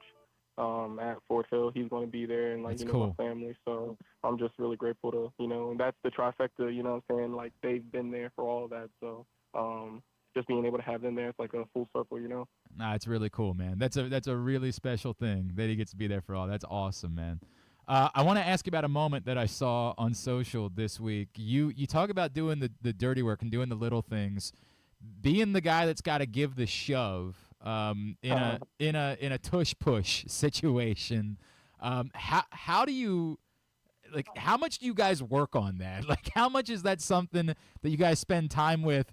And can you take me through that handshake that you and Josh had while you were like in this middle of just this pile of bodies the other night? Well, I mean, it's situational football. Got to have it, so you always got to practice those no matter what. And realistically, it's like right when he snaps it, just give him everything I got and get the first down. And really, it was just I was laughing the whole time. And I was looking at him, like, you straight, baby? And he was like, I'm straight. And then we just backed each other up. And then I was like, all right. So I was like, let's go score. And then that was really it. So. When did you learn that you had the skill necessary to be that guy for the tush push? Like, I know this is going to sound like a dumb thing, but I don't know that everybody is as good at this. Like, I feel like it requires an amount of force, an amount of will that you're the guy that's chosen to be on the field in that spot. When was that something that you realized was a skill that you had? Well, I don't even know, man. They said they called my number, and I went out there and did it realistically, so I can't even give you an answer. I was like, man, that was my first one, so I was like, I better get it right. Really? Was it really? I believe so. Yeah, Wow. Wow. All right. Yeah, right. You got to keep that perfect record. Well, in fairness, Ty, you'll understand we're not rooting for that on Sunday night, but you know what I mean. In general. I mean, as long as I root for it, that's all that matters. No doubt. Hey, Ty, obviously a lot of things changed in College Park since your time there, but Mike Locksley has always been like an effervescent part of that program. Can you take me through what it's meant to you to see the stability that he has brought for Maryland football over these last few years and the success? I'm not trying to pretend like they've won the Big Ten yet or anything like that, but just the success. Again, I think stability is the word that they've been able to find. I think it's great that when I see it, I can see that, that Mamba mentality, just being able to improve every day, and they do it every year. Obviously, I was there at a point where, we weren't winning, you know what I'm saying, realistically. And it's great to see Locksley come in and really just change the narrative. And, they got some dogs over there. I've been watching every week, so I'm a really big fan of Hemby and Ty Felton, so I've just been really watching them every week, and Billy Edwards too. So I really enjoy seeing the strides they've made as a team, and obviously Locksley as a head coach. So it's been great to see. Yeah, we got to get that Ty Felton for Heisman campaign going. Like that dude He's been doing his thing, man. I know that Maryland's become wide receiver U over the years, right? Like, and I know Steph pretty damn good, right? But like, Ty Felton is doing things that. Even DJ, Steph, that group, we haven't even seen those guys do over the years, man. It's crazy how good that kid is. Yeah, it's generational talent, man. I'm telling you. It's wild. It's really great to see. Ty Johnson, remind me, are you on Twitter or Instagram or anywhere like that Maryland fans should be giving you a follow? I'm not on Twitter, but I'm on Instagram, tjohnson2442. But yeah, that's the only one I'm on. I don't have TikTok or anything like that. Good for you, man. Good for you being able to get away from it. I dream of the day where I will be able to get away from it as well. Ty, man, all it is elite, man. All it is elite. You can do it one day. Bro, in this business, it's so hard, man. But, like, God, I'm already knowing. I can't wait. I cannot wait for that day. Ty, so happy for you. Like I said, honestly, we can't pretend like we're rooting for you on Sunday night, but we'll always root for you personally. And just awesome to see the way that you've continued to thrive in the NFL and the way that you continue to lift everybody up and represent the University of Maryland. Thank you for taking the time, man. Enjoy the trip home this weekend. Really appreciate you doing this. Thank you. I appreciate it.